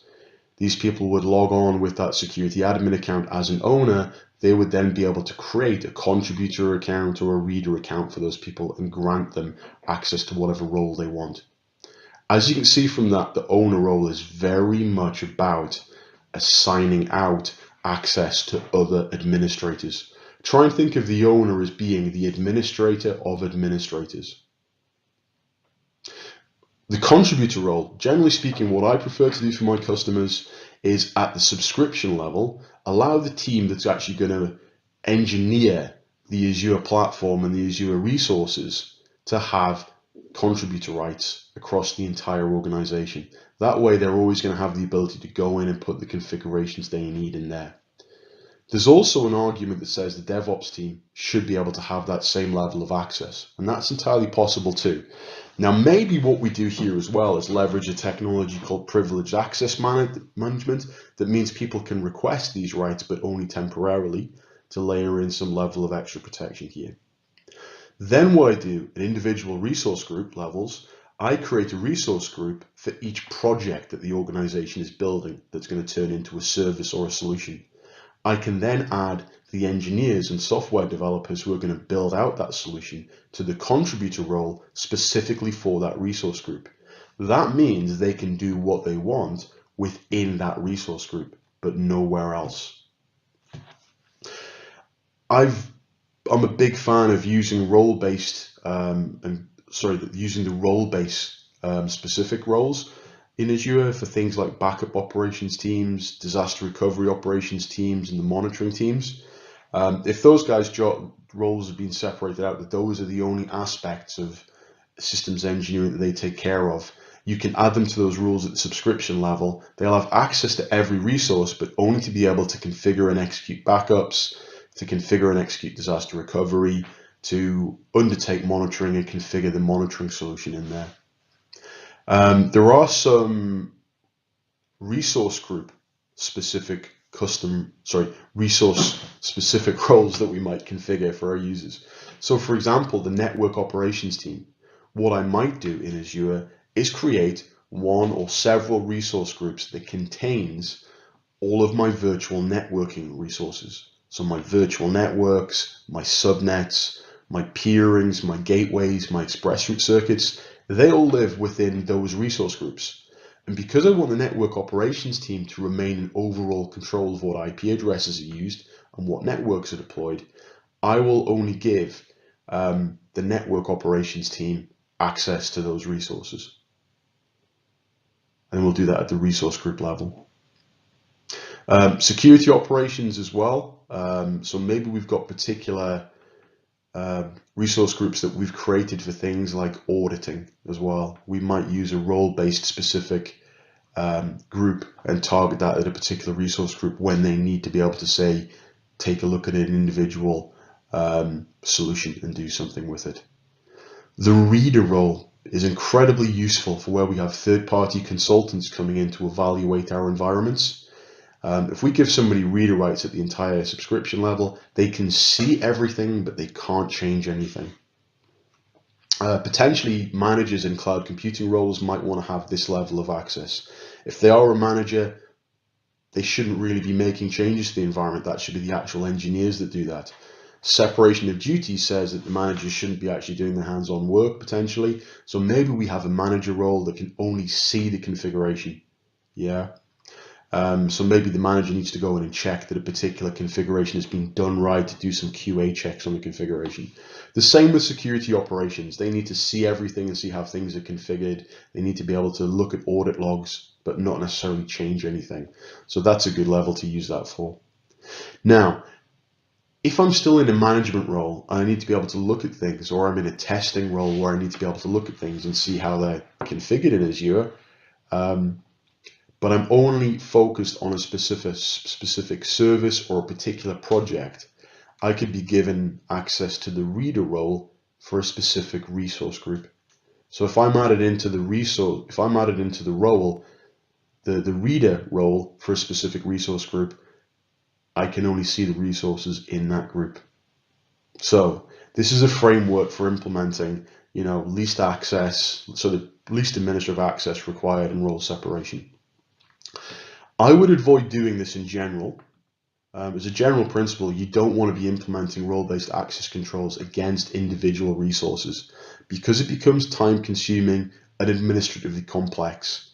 If you are going to go anywhere near applying role-based access controls to individual resources, take a look at ARM templates and runbooks as a way of automating that happening. I tend to apply role-based access controls to individual resources only by exception, and usually where we need to deny access to specific resources or types of resources. Like I say, this isn't a prescriptive model. This is just one example of how you could choose to implement this. There's no hardcore right or wrong answers for how you implement role-based access controls. This is just one possible solution. And this kind of implementation would underpin separation of roles and principle of least administrative access. That'll keep a lot of network audits or a lot of compliance auditors happy. One of the very few downsides of elasticity and to be able to provision resources on demand is that ultimately the number of those resources is going to grow, especially over time. That's why it's important that we've got a really effective mechanism in place to allow us to be able to search for, target, and audit particular objects. We do this in Azure using a really cool system called resource tags. Resource tags are incredibly simple. They're the metaphorical equivalent of taking a sticky note and putting it on the side of a resource. When I first joined the computing industry, the first time I went into a server room, it was literally one part of an office that had been sectioned off. There were about 15 tower servers in there, and one of my first jobs was to go in there and put a Dynamo sticky label on each machine that says, this is the name of this computer, so people knew which computer was physically which. Over time, the number of sticky notes we had on these computers started to grow because we found it useful to have the IP address of those machines on there. And then eventually we found it useful to say, well, what roles do we run on each of these machines? That's a SQL server, that's a domain controller, that's a file server, this is a DHCP server. And it didn't take too long for the front of these servers to get quite messy with stickers. But those stickers were incredibly simple, incredibly powerful for us. Pretty much any engineer with half a brain could have walked into that server room and very quickly identified what's the machine I need to get onto to do the right amount of admin work here. So how do we implement that kind of labeling in a virtual world where these resources don't directly manifest themselves as something physical? This is where resource tags come along. Resource tags are basically a record consisting of a key pair value system identified as the name of the label and the value of the label. So the name of the tag might be the department name, and the value of it might be the finance department, the IT department, the sales department, for example.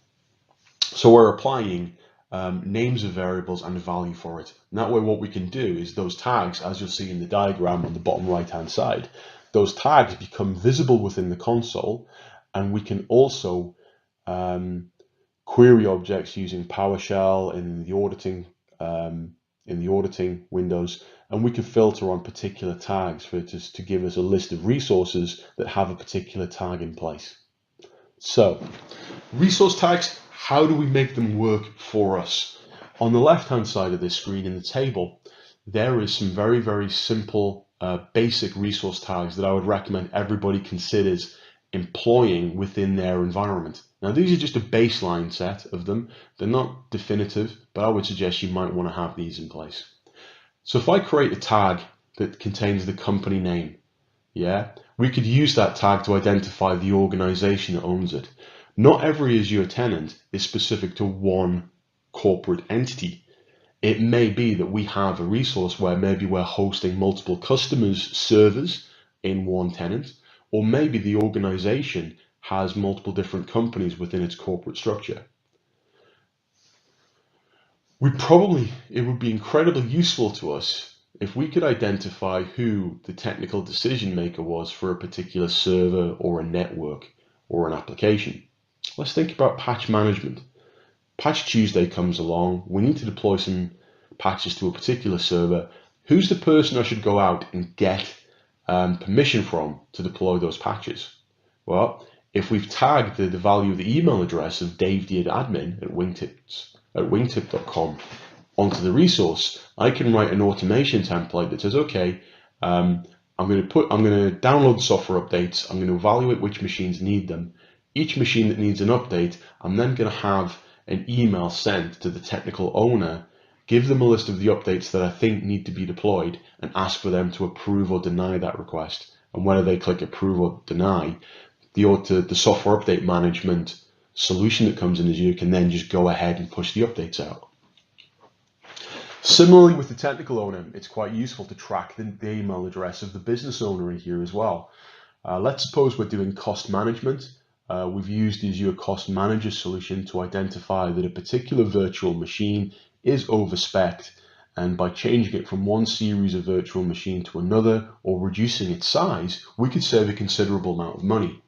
Again, if we've got this value in here, we know who to go to speak to. We know to go to reach out to Clive, the sales manager, and speak to him and say, hi Clive, the server we run for you, well, it's costing you $2,000 a month at the moment. We can get that down to about $250, and we think it's still going to perform for you. Do you want us to go ahead with that change? Or again, we could leverage that into a flow application or a workflow where we automatically send an email to the tagged business owner saying, look, we run this virtual machine for you. It's overspec'd. We can save you money by changing its size. Do you approve this, or do you not want this to happen? Tagging in the cost center would allow us to be able to look at the bill for the Azure resources in one single subscription and implement internal chargeback. So we can identify which resource should be funded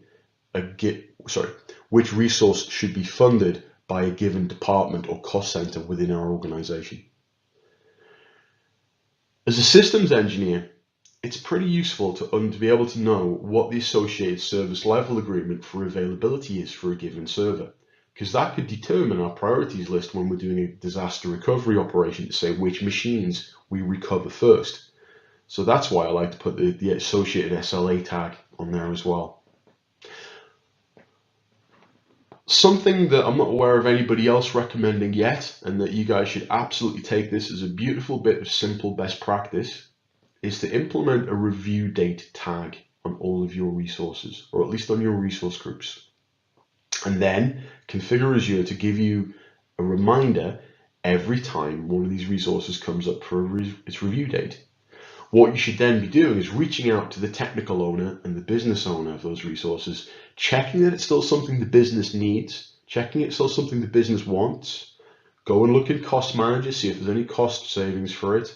Maybe there's a new architecture that might deal with this. Maybe you need to look at the support roadmap for that technology and see, is it something that the vendor still supports? By putting this in place, what it means is we're deploying resources and not just forgetting about them. We come back and look on a given review date and see and get a notification that tells us, okay, it's time to come in and reevaluate this system. What that means is by constantly going back and having that conversation with the business to check that something's still needed, you don't wind up with very expensive abandonware in your Azure subscription. Something else that's really useful putting in as a resource tag is just to identify which environment a particular component uses. So is it production, pre-production, test, staging, or is it just for development purposes? That can be really powerful. not only can we use that as a way to determine the most effective Azure subscription to fund something, but also as well, it can help us when we automate disaster recovery, backup, and powering on and powering off of environments. We can use these resource tags to say, right, let's fail over the production machines first of all. They're most important to recover them. The pre-production environment, that needs to be available 24/7, so does the production environment.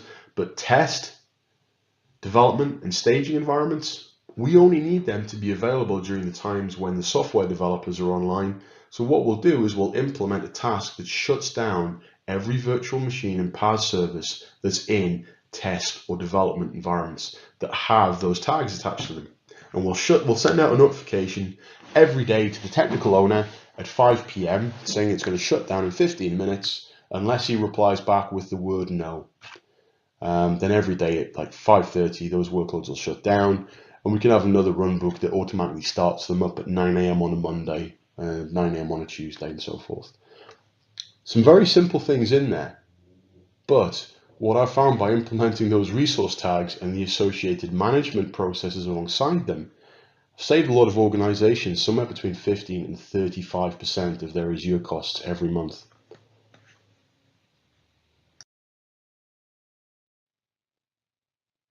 I'm guilty of doing a certain amount of scaremongering about a few things in Azure. Not many, but resource locks is one area where I love to do scaremongering. And you should love to do some scaremongering too about Azure resource locks. Did you know that if you select a resource in Azure that's storing some kind of data, maybe it's a key vault, maybe it's a storage account, maybe it's a container within a storage account, maybe it's a virtual hard drive, yeah, maybe it's a backup vault. The moment you delete that resource, all of the ones and zeros on the hard disks that Microsoft own and host that data on immediately turn into zeros. That data is irretrievably lost. You delete a resource in Microsoft and you pick up the phone and you say to them, help, help, help, I've accidentally deleted this storage account. Can you get it back for me? All you'll get is a kind of shrug your shoulders, sorry, can't help you, mate, response.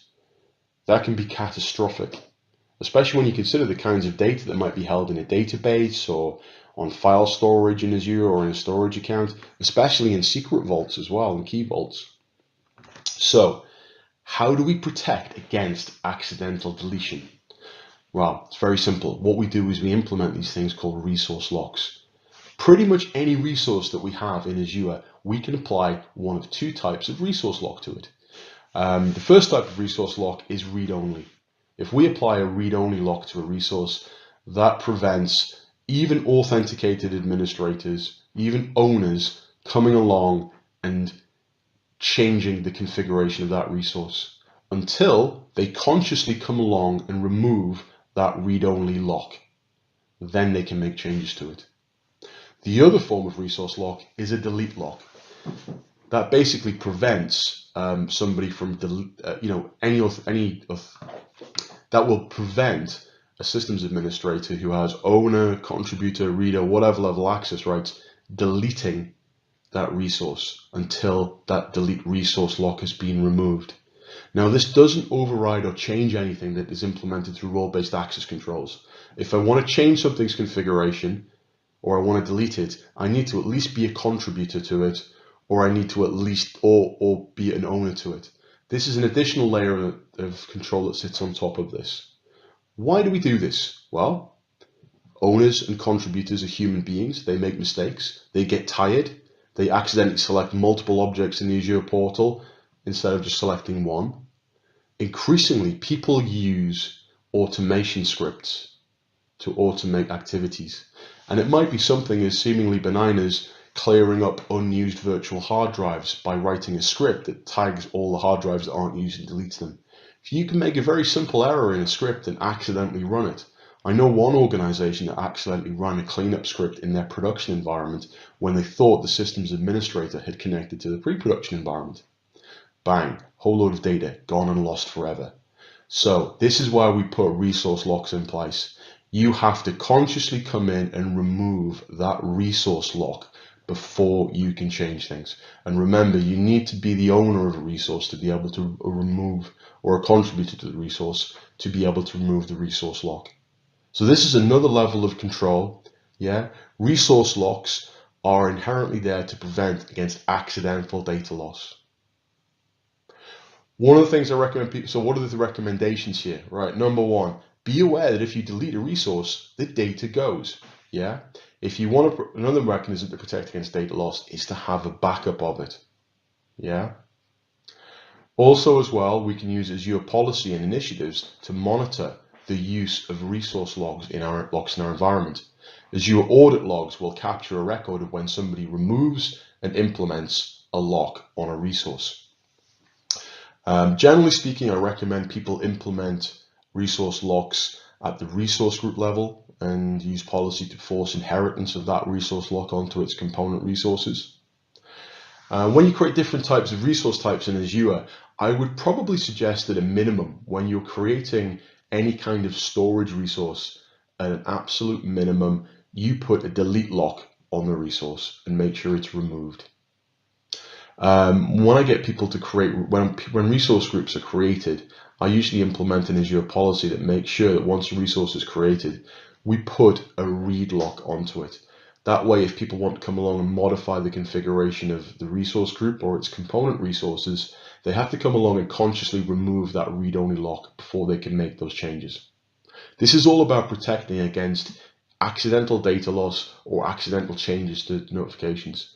But again, if we've got a system where we've defined our role-based access controls in a way where only a select few people have owner rights and only a select few people can remove these resource locks, this gives us a very powerful tool for implementing very tight controls around change management. What we have to do, though, especially in the cloud, is provide a balance between agility and control. So bear that in mind as you're planning out the use of resource locks. Azure Advisor is a best practices analyzer that's built into the Azure platform. One of the things Azure Advisor does for us is come along and makes recommendations to us.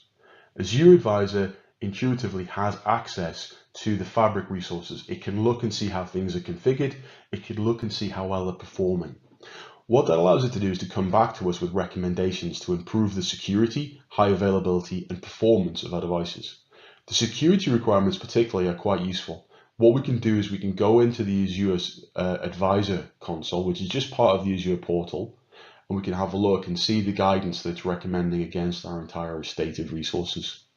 And it'll come up with things like, you haven't got any anti-malware software on this VM.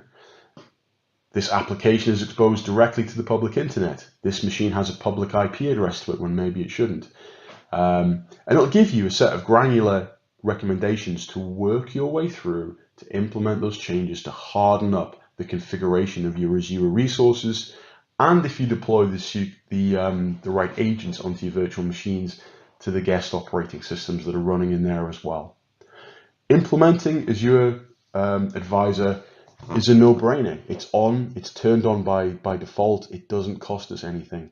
The only thing you really need to do is to make sure that somebody in the operations team is looking in this console periodically, downloading the telemetry, looking at the recommendations, and putting them forward as a request for change to improve the platform. As the number of resources that we host in Azure starts to grow, and the number of administrators that we have in Azure starts to grow, the need for consistency in implementing a naming standard becomes paramount. The problem that we have with Azure resource names is that, with the exception of resource groups, at the moment, we can't change the names of other resource types. If I create a virtual machine with a name now, and it doesn't follow my naming standard, the only way I could remediate the name of that virtual machine object in the Azure portal would be to redeploy it, and that's time consuming. And it would also disrupt the availability of that VM, so it's not ideal.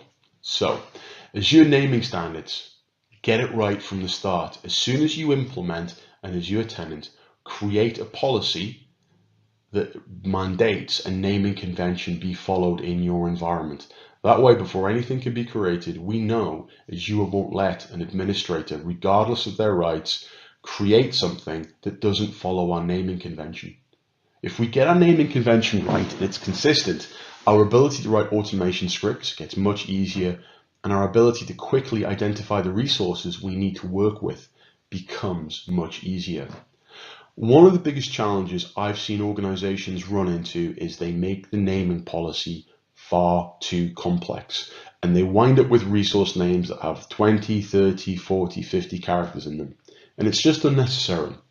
If we use tags and resource tags effectively, a lot of that configuration information they're trying to keep in the naming convention is accessible through resource tags, and we can target machines by resource tags in automation jobs. All we want in our naming convention is just something that pretty much uniquely identifies a resource. What I recommend to keep it nice and simple would be to use the following elements of a naming convention. The environment name, maybe we have a three character string of dev, prod, QA, pre-prod, whatever the environment is. The location of it. And I'm not even a big fan in having that, to be honest. So it might be UKW for UK West or USW for US West. And again, keep that to 2 or 3 characters, but be consistent around that. Then I have a unique instance identifier, 0001, 0002. I'm a big fan of having zeros in front because it helps me make the automation a bit more powerful. Put the name of the product or service that's in there. That can be handy if we're trying to identify, what resources a virtual machine's running, and what service it underpins. Whereas the role part of the naming convention, we can use to identify its component use within a solution. So maybe it's the SQL server, the web server, or the messaging server. I would suggest that maybe you don't need to use all of these. This would be the very most things I would have in my naming convention. Personally, when I do a naming convention, I just like to have dev VM 0001, prod vnet 0003, and just keep it nice and simple like that. A lot of these identifiers, just put them in using tags. It just keeps everything nice and simple. You're not over-engineering the solution. So anybody that sits in a sales role within the organization, please can you just place 2 fingers in your ears at the moment and go la la la la la for the next 30 seconds whilst I say something quite controversial. Please don't email me about this because it's probably a matter of philosophy. Right, by just moving a bunch of servers from on-prem into Azure, there's very few things in life I can guarantee you, but I can guarantee that just by picking up workloads from on-prem and moving them directly into Azure as is, you will not save any money.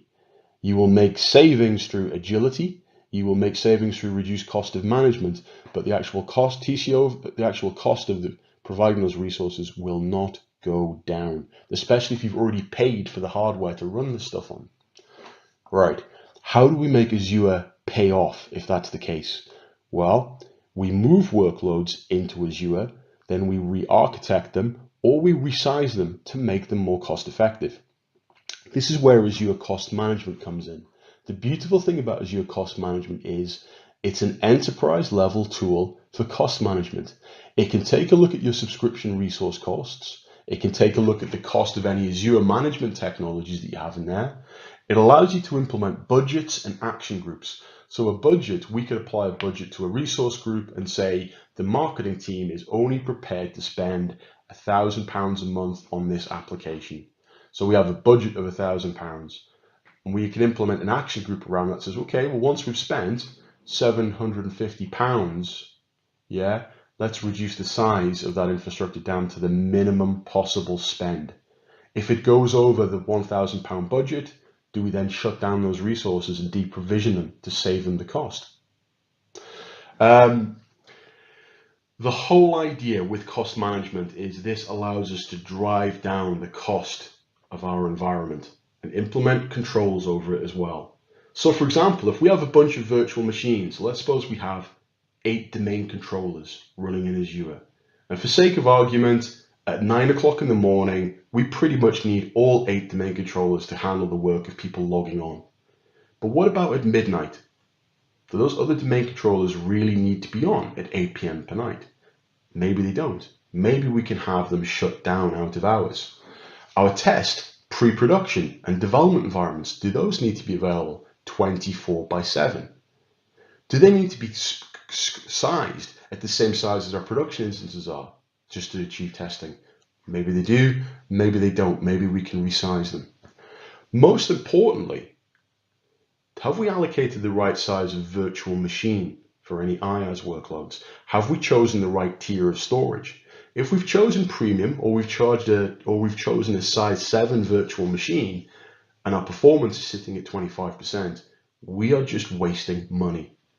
Let's look in cost management, see where it's saying to resize objects. Speak to the business owner, speak to the technical owner, and bring the size down, and that will bring the spend down. There are some beautiful stats available in here. I've done a few health checks for customers, probably about 20 or 30 of them now, and in at least 3/4 of them, when I've gone in and just looked in cost management without doing anything, I've identified somewhere in the region between $15,000 and $150,000 per month of savings. Usually that's somewhere in the region of about 25 to 30% of the customer's spend by just looking in Azure cost management. The thing is about Azure cost management, it used to be developed by a third-party tool, by a third-party company called CloudDyn. In the middle of 2018, Microsoft went out and they bought CloudDyn. And what they've done is they've kept the main CloudDyn product, which was intended for managed service providers to manage multiple estates. They've kept that going as a paid-for service, where you pay between 1% and 2% of the overall Azure spend to have that multi-tenant support. What they've also done is taken the vast majority of capabilities of CloudDyn for single tenants and moved them into every single Azure tenant. You already have Azure cost management. It doesn't cost you anything. And you know something? It's already configured and just sat there giving you advisories. All it's waiting from is somebody in your team to go away, look at the notifications, look at the recommendations, and make those changes. And that's why you'll see your Azure bills starting to fall down. Now, I know as a managed service provider or a cloud service provider, we're kind of not necessarily incentivized to reduce the cost of our customers in Azure environments, because we'll be charging that customer a percentage of their Azure costs. Consider this: if we don't bring down our customers' Azure costs, they'll work with somebody else that will. The size of people's Azure deployments is going to keep growing. Their overall Azure spend will keep growing as they deploy more services and more applications, and as their historical backlog of archived data grows over time, their Azure consumption will continue to grow. We're fulfilling our responsibilities for the customer by keeping this environment sized accurately. If we don't do that right, there are much smaller service providers who will do this for them for free, just for the partner of record revenues. It's really important we do this, even though we might not feel like we're incentivized to do this. The payback for doing cost management and capacity management in Azure for our customers is customer retention and business growth.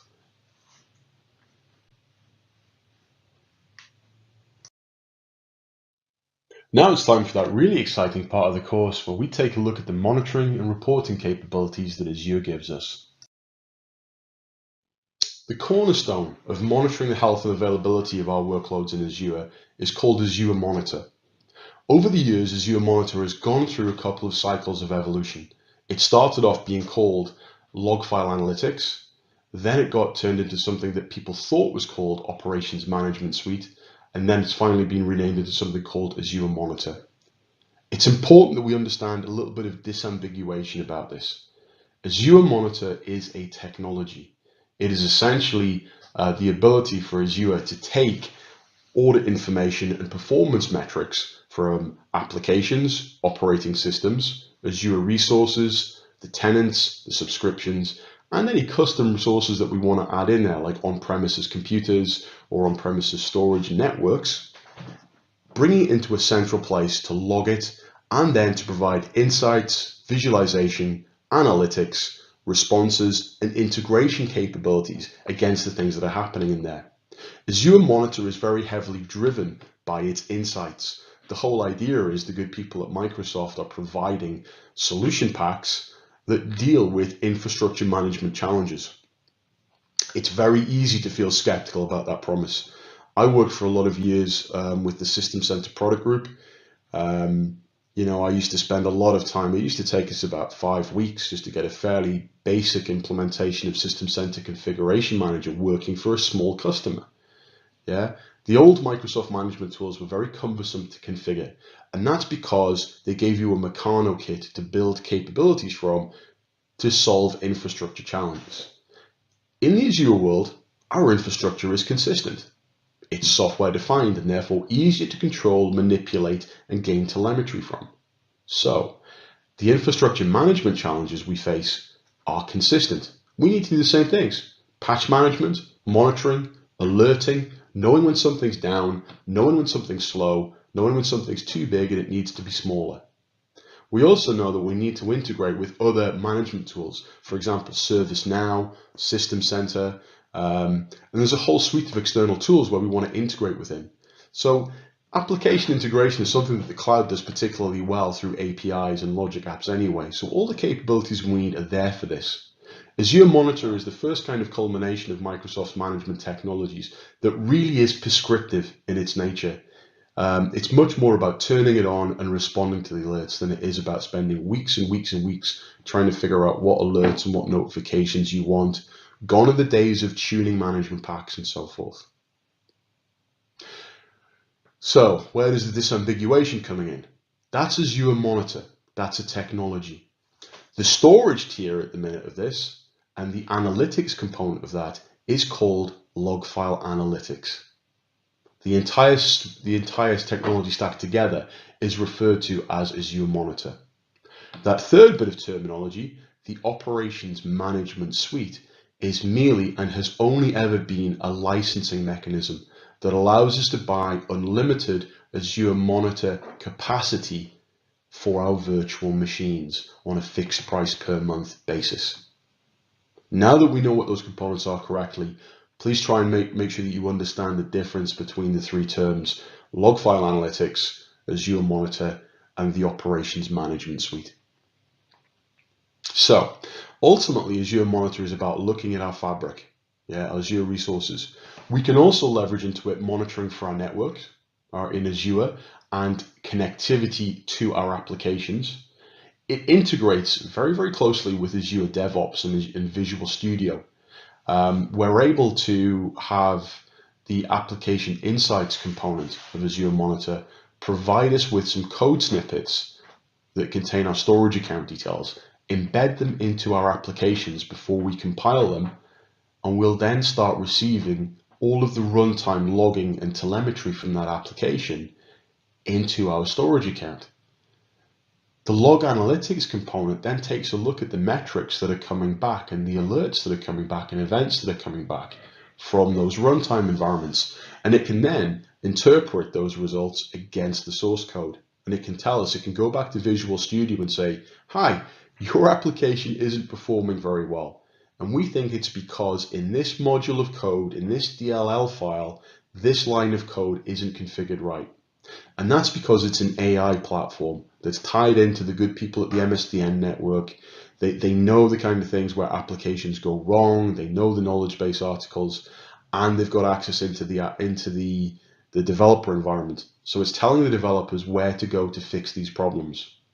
Now, if you buddy up that application performance management capability of application insights with the capabilities we've got for monitoring network connections, for monitoring the resources, and if we choose to deploy the Azure Monitor agent onto our Azure VMs, the insight we can get into the operating system level, we've got a pretty much ground up view of our infrastructure, but also as well, we're very clearly able to disambiguate application issues from infrastructure related issues.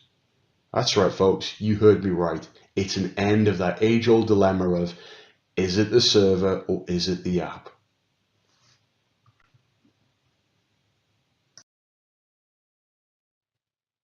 The only problem with any kind of powerful granular monitoring is just the sheer amount of data that's in there. One of the things Azure Monitor does pretty well is allowing us to visualize that in dashboards. You can see here, this is one of the monitoring and analytics dashboards that comes out of the box. It's giving us a view of our application health and performance.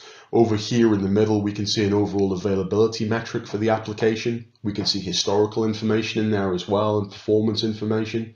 Not just infrastructure view, actual application level failed requests. Over on the right hand side, we can see the security health of this environment. Are the servers patched up to right? Are there any security vulnerabilities? Is anti-malware software running along there? And are there any threats for anti-malware? So we can also look at the network groups as well to see how the network's performing. If there are any requests coming in that are being blocked as well, we get to see the levels of them. And again, a couple of simple dashboards gives us a beautiful 360 degree view around our environment. One of the nice things about this is it's all based on Azure Power BI. That means it's very simple and straightforward for you to come and share these dashboards, expose them outside of your organization, even to the Power BI application on a mobile device. We can publish reports as PDFs, we can publish them through the web, but also as well, we can customize and create our own reports.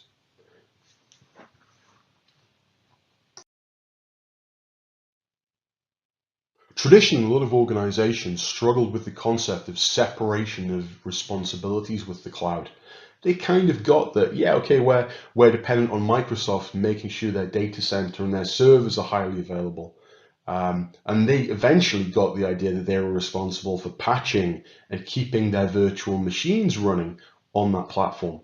But the challenge was always, how do they go back? How do they accept responsibility for end-to-end service level agreements for availability for the customer?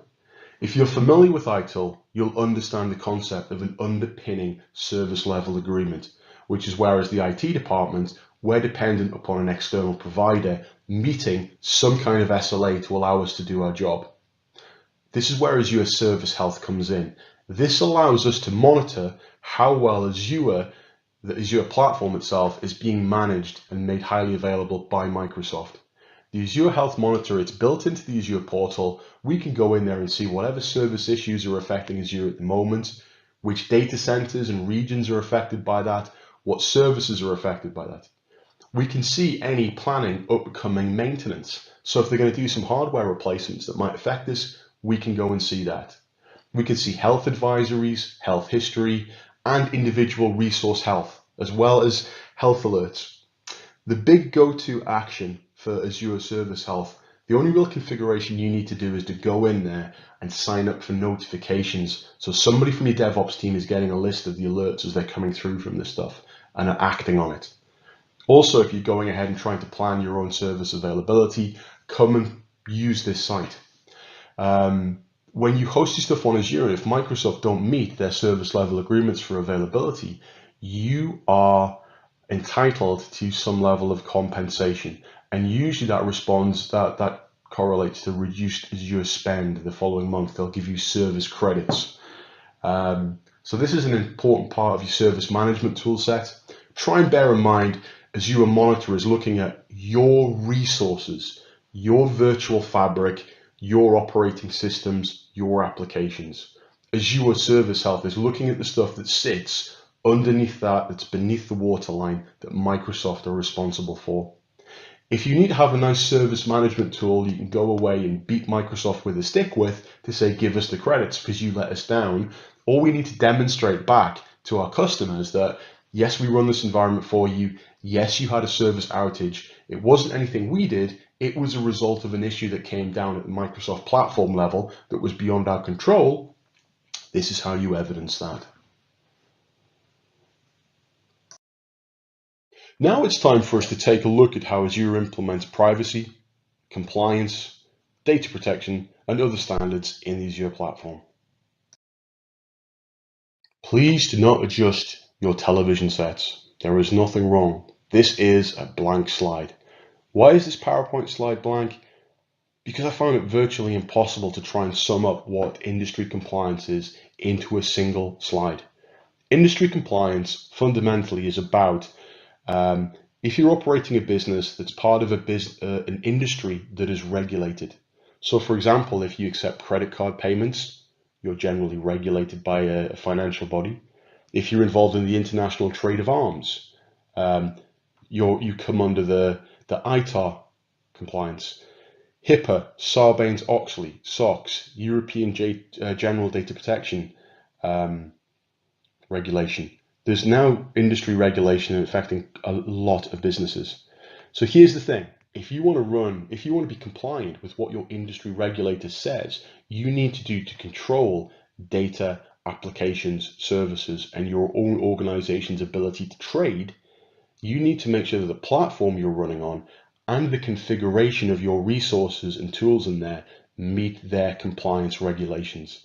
This used to be an area where consulting organizations made millions by coming along and assessing people's environments and telling them what they needed to change to meet a particular regulated set of requirements. This was also something that drove huge amounts of spending in the IT industry because people didn't have any option but to meet standards. So, industry regulation. In a nutshell, regulators are the people that control the industry you work in. You may fall under the governance of several regulators. Many regulators have prescriptive standards and principles that you need to meet. So for example, where you host your servers, where you host your data, which regions it's in, can all be governed by these industry regulators. Keeping on top of it is traditionally a very, very time-consuming exercise. I wish I'd chosen the Microsoft Privacy Statement as the name for my indie band in college. That would have been really cool.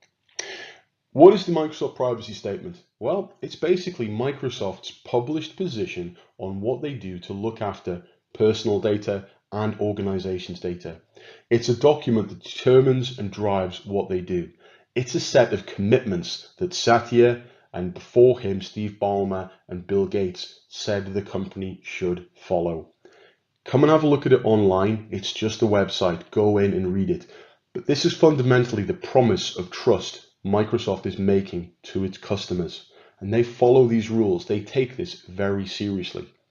Why do they take this seriously? They're just not going to have a business if people don't trust them to do this stuff.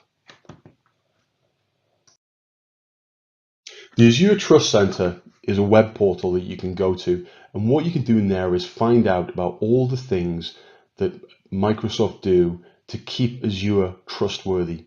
So for example, you can go in there and you can drill down onto specific components of Azure, like for example, the Azure platform, the Azure DevOps capability, and Azure Cognitive Services. And for each of those, you can have a look and say how security is implemented and handled in those technologies, the privacy statement for that specific technology, how that technology adheres to GDPR regulations. Also as well to have a look at data location, compliance, and other issues. There's also a bunch of things in there as well, like security documentation and advisory notes in there as well. The whole idea is that if we need to convey back to our regulators, to our business sponsor, that we've done the right thing with information technology by hosting it in Azure, this is where we come back to refer to find out the standards that have been implemented by Microsoft to make things work securely. So sitting alongside the Trust Center is the Service Trust Portal. It's a slightly different site, also aimed at helping us maintain trust in the Azure platform. What's available in there is everything that Microsoft does to keep their environment up and running and keep it secure and safe. It allows us to build upon a foundation of trust, security, and compliance. The documents and evidence that Microsoft makes available in here allows us to prove to regulators that Microsoft are meeting the commitments that a particular regulator or a particular set of security controls requires. What you'll find in there is a bunch of audit reports. Microsoft is frequently audited in the way they operate and also the architecture of the way Azure works. You'll find the result reports in there you can go back and reference. There are also documents and resources in there geared around best practices around how to implement things in a secure way in Azure. There's the Compliance Manager tool, which we'll talk about shortly. We're also as well, there's the ability to trigger service risk assessments to access information about how specific industry regulators governance is compliance is implemented.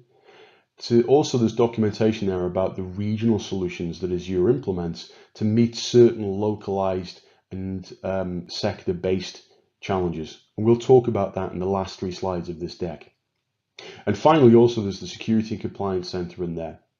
There's so much information here that you really need to go in there and take a look at it for yourself. However, for the exam, what you really need to be aware of is what the Service Trust Portal is and how it differentiates from the Service Center, so the Trust Center. The Trust Center is about providing generic information about how Microsoft does things. The Service Trust Portal is all about how Microsoft does things specifically to meet your business's needs. The Azure Compliance Manager gives us a very personalized view about our subscriptions running in Azure and on the Microsoft Cloud. What they do is they allow us to tag in particular industry regulatory bodies and sets of standards that we must adhere to as an organization. Compliance Manager will then assess the platform that we're running on in terms of the Azure Fabric and also our configuration for the Azure resources that are running in there. It will come back and give us a compliance score that tells us how compliant we are with that regulator's needs and rules. It's a very, very personalized tool. You need to authenticate into the portal to get to it, but it's very powerful. You can use this as a shopping list to build up the list of tasks you need to do to make changes, to make sure that your Office 365 or your Azure or your Dynamics 365 or your Azure AD implementation meets what a particular industry regulator says.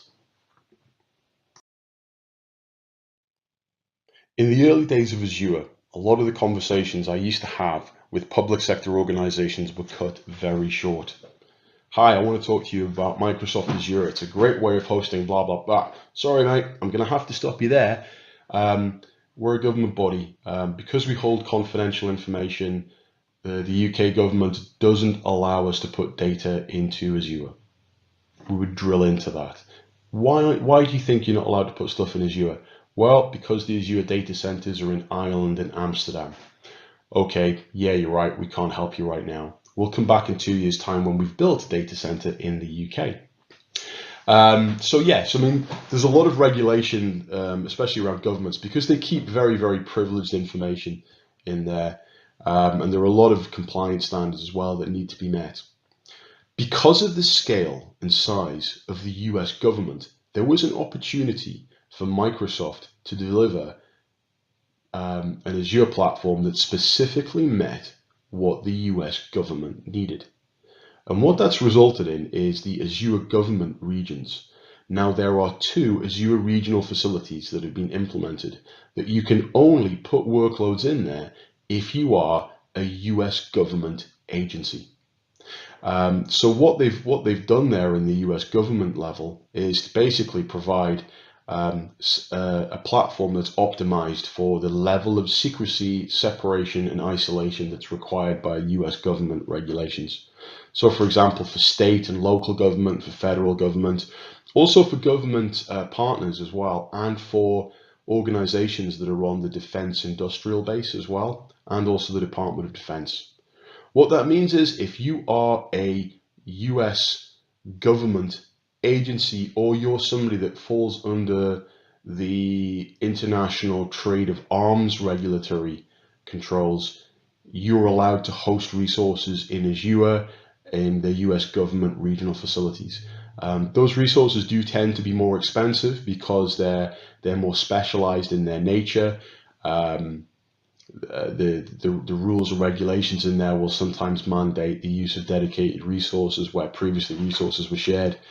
But what you're getting for that is the ability to host those workloads on a platform that's proven to be compliant with particular high-end data classifications. And also as well, it's built against, and it's been evaluated against compliance standards like the FedRAMP high level, the US Department of Defense's security regulations, IL level 4, ITAR compliance, the IRS's level of compliance needs, HIPAA, DFSAR, NSIT 800 17.1 compliance. So the whole idea here is you've got a platform that meets those requirements. What that means is these Azure facilities have been implemented with a greater level of separation and more security controls in place under the waterline that Microsoft have had to implement.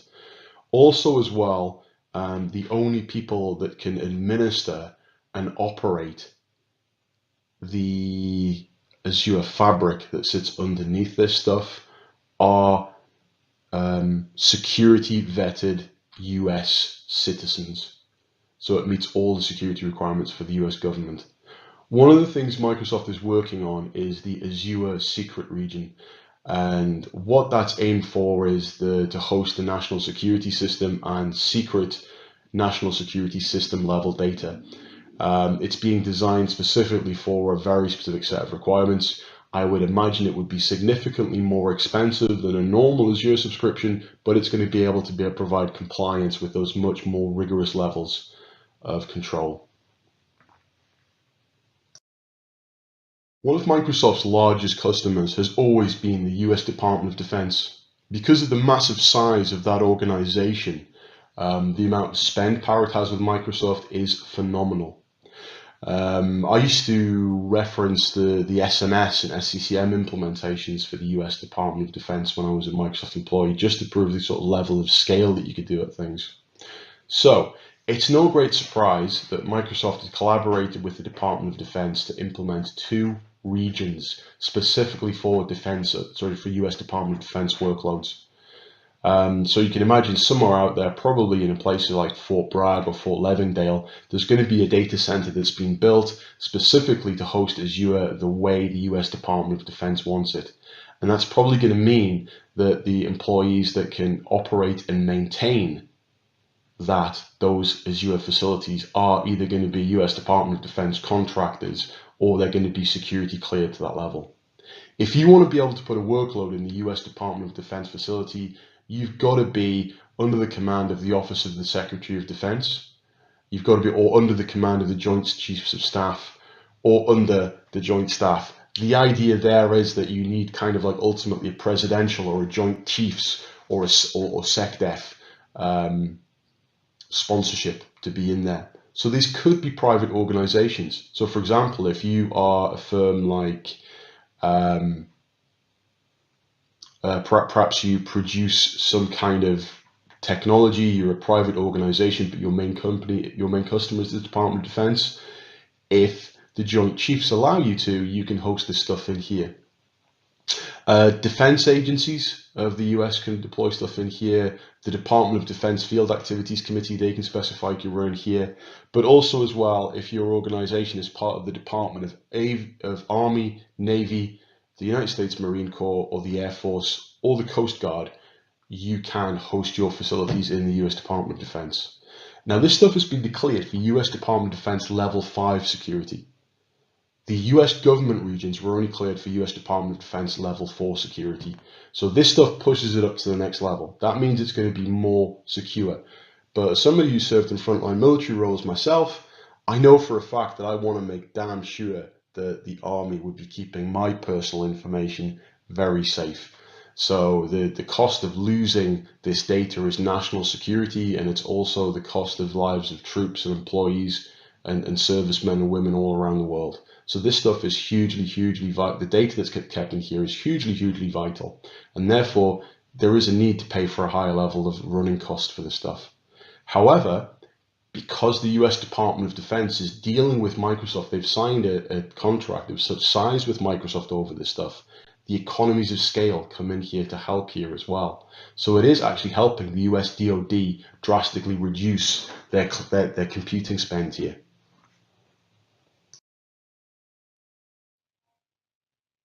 When you look around the world at countries where their leadership have really had their act together over real challenges around data and security, the Germans have always been in the forefront of that. The German government has always made sure there's been a really good balance between the needs of business and its citizens. And what that means is the German government has a very stringent and rigorous set of requirements around data sovereignty. it's not allowed for a German company to store data about German citizens outside of Germany. What that means is Microsoft, if they wanted to win hosting business in Germany, they needed to put a pair of data centers and regions into Azure. The idea here is that you can use Azure Germany as a platform to host mission critical workloads on a compliant and secured isolated cloud. Yeah, the data that's in there is going to remain in Germany. It's designed to meet some very strict European Union requirements. It's also controlled by a German data trustee. That means a German citizen and a German organization is ultimately responsible for it, not Microsoft. And that means they're allowed to basically host German data in there. That's quite important because at a national level, you want to make sure that your country is responsible for your country's citizens' data and your organization's data as well. There are some cost and budget considerations for this. Obviously, it costs a little bit more money to host this stuff in such a specialized facility. But again, because Microsoft are doing business at such scale with the German government and with German companies, that allows them to bring down the overall cost. One of the things to bear in mind with the German facilities is it's not just down to whether your organization is based in Germany or not. It can boil down to where your customers are located. It's entirely possible that you might have a customer base of German citizens and the data you're storing about them needs to stay in Germany. So it's entirely possible you may need to use the German facility to store particular shards of data. In this lesson, we're going to take a look at the pricing and support options that Azure makes available to us. As you can see from this list of objectives, the Azure AZ-900 Fundamentals exam places quite a bit of importance on understanding pricing and support within Azure. As you can see, there's going to be over a quarter of the questions on the go and the points available in this exam around pricing and support. Now, the pricing and support scenarios are not as technically complex as other areas. So if you're looking for some low-hanging fruit to pick up some easy answers, this is the stuff to really excel in. So, for the exam, we need to be prepared to understand Azure subscriptions. We need to be able to understand the options available for purchasing Azure products and services. We need to be able to describe Azure cost management, how to do it, how to open support cases, and the sort of support plans that are available for us. We need to be able to describe the Azure Knowledge Center and how we use the Azure Knowledge Center to find out information about defects with Azure, knowledge-based articles, but also as well to be able to understand the service level agreements that Azure makes available for us. Then finally, as part of this objective, we need to be able to understand the life cycle of services in Azure. The Azure TCO calculator has been designed to help us size up a workload that we want to run in Azure and to also figure out how much money we'll save by moving it to Azure. It's basically a website that we can go to. The first step we do when we go into the website is to define the workloads that we want to run.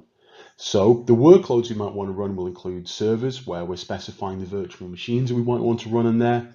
And for that, we'd spell out what operating system we'd want to run, if we want to run SQL and have the SQL licenses built in, what environment it's currently running on, what operating system it runs, the number of servers we're looking to virtualize, the number of processes in each server, and the number of cores per proc, the amount of memory, and whether the workload should be optimized by CPU to memory ratio or memory to CPU ratio. Do we need to have a graphics processor unit put into these servers as well? And do we want to include support for Windows Server 2008 and 2008 R2 workloads? The next step is to adjust the assumptions that we make. So that's around things like the sizing, whether or not we've already paid for hardware, whether or not we've already paid for some Microsoft licenses as well. It'll take all that information and produce a report for us that tells us how much money we'll hopefully save by moving to Azure. For the exam, it's very important to consider that the Azure pricing calculator is a very different offering than the Azure TCO calculator. The Azure pricing calculator's job is just to look at the workloads that we would like to run in Azure and tell us how much it will cost to run them in Azure. The TCO tool does a job of comparing an on-premises set of costs with a cloud set of costs. The Azure pricing calculator is the place to come if you just want to know what it's going to cost to run the workloads in Azure. The way this website works is you go and select the various workloads you want to run. Now that might be virtual machines, app services, database services, storage, containers, mobile applications. You need to answer some basic questions, mostly related to capacity for compute memory resources, network cards and storage, but also as well the amount of storage and how much of that storage needs to be accessed quickly.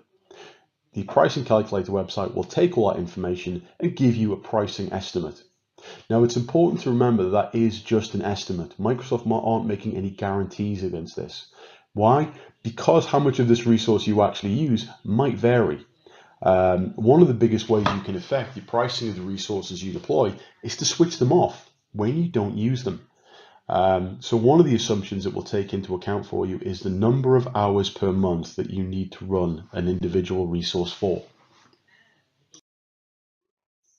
The Azure Knowledge Center is also another website that you can use, and it's important for the exam you're able to articulate how you would use the Azure Knowledge Center. In its simplest form, it's really a knowledge base that pertains only to Azure workloads and Azure services. Basically what you can do is come onto the Knowledge Center and get answers to common questions that you might have about Azure, and to help find out about issues and defects with known issues with Azure services and workloads. There are two options for purchasing Azure products and services. One option is to purchase these services directly from Azure, and we do that by signing up for a Microsoft Enterprise Agreement. That means we'll get a monthly bill from Microsoft for the services that we've consumed. We'll have the option to choose a Microsoft support plan for Azure as well that could include Premier support. We're able to manage the Azure deployments ourselves, or we can engage a Microsoft partner to do that.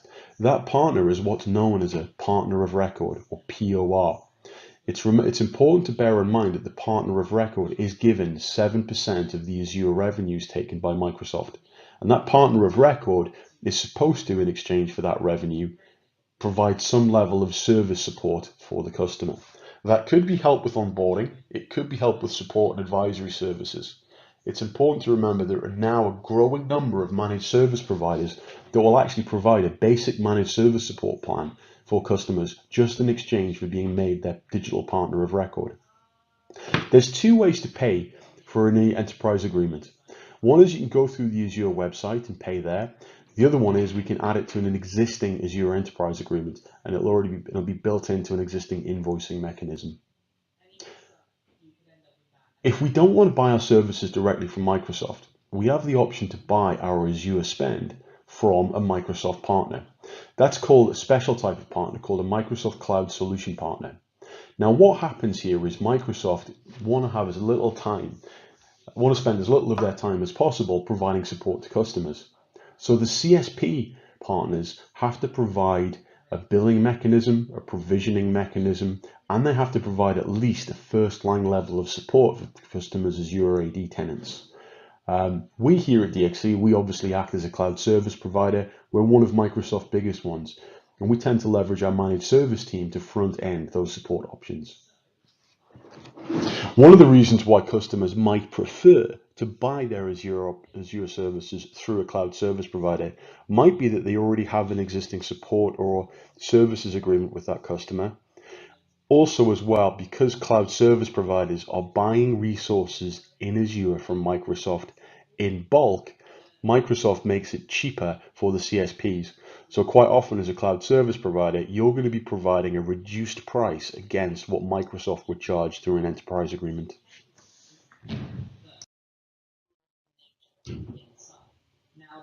Azure provides several service level agreements. Some real key facts to know about the service level agreements that Microsoft provides are as follows. If we have a single virtual machine and we've deployed that using managed disks, Microsoft will underwrite a 99.9% virtual machine availability SLA for us. We need to be careful about how we interpret what that SLA is guaranteeing. Really, all Microsoft are promising to do is to make sure that virtual machine is up and running for 99.9% of the time. They're not making any guarantees that the operating system or the applications we choose to run in there will be healthy or even stable. They're just permitting that that virtual machine will be available for 99.9% of the time. If we want to push the underlying SLA for the virtual machines up to 99.95%, what we do is we deploy 2 or more virtual machines running the same applications and deploying them into an availability set. We then add a network load balancer to balance out traffic to the application to all the servers in the availability set. That way we've got a level of high availability there. Microsoft will underpin a VM of SLA of 99.95% there.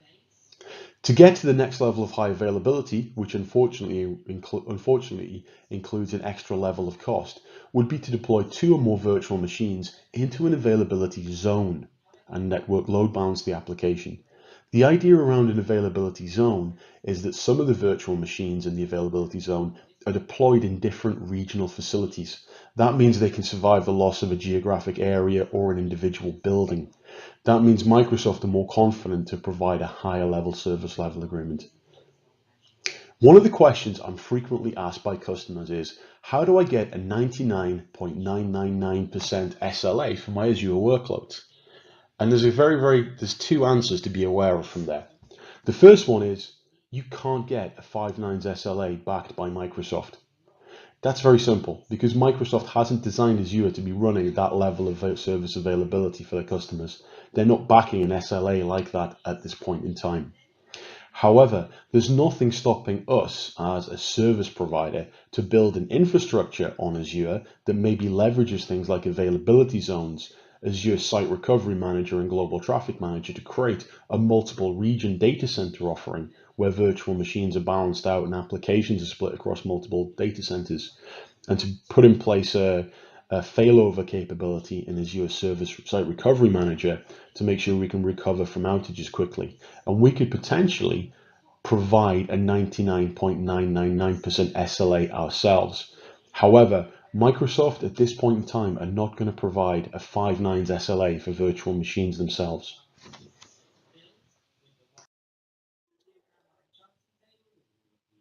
One of the things to bear in mind when pricing out an Azure solution and when we're trying to reduce the ongoing costs of an Azure solution is to take a look at some of the Azure offers that are made available. Essentially, these are financial incentives and deals available from Microsoft to help us mutually benefit ourselves and Microsoft.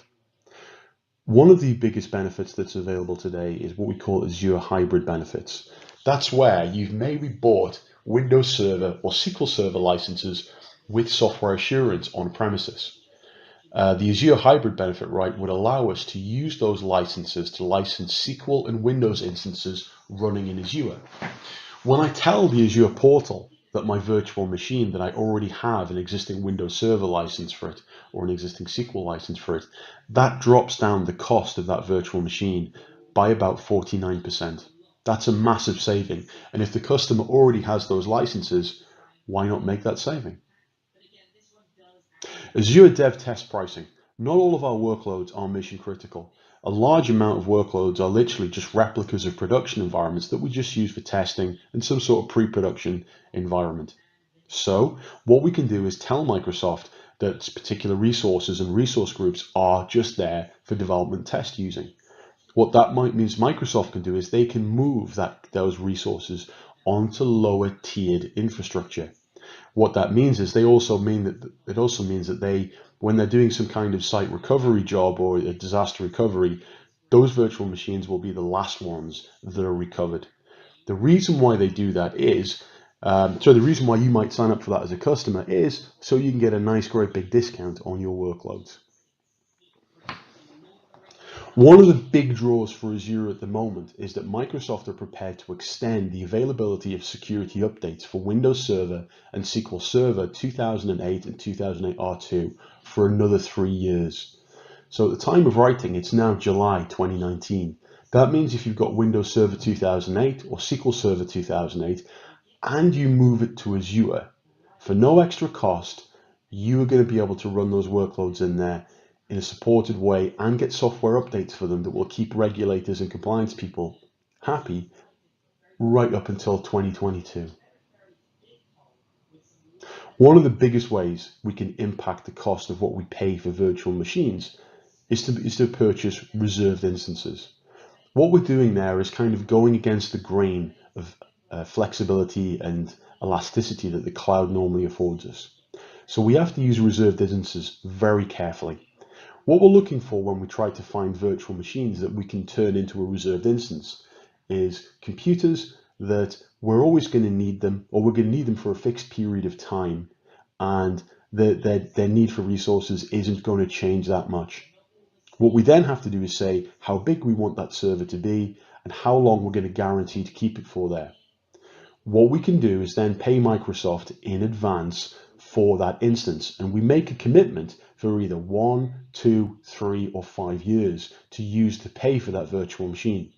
We'll have that reserved capacity available to us, and we'll have to pay Microsoft for the entire duration of the reservation that we've made.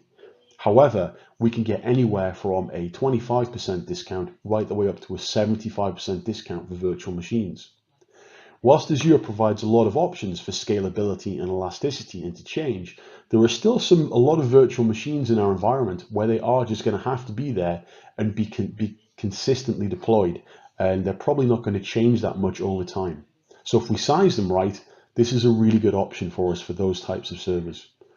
We do have a tiny bit of flexibility with reserved instances. So for example, if our needs change, what I can do is I can choose to exchange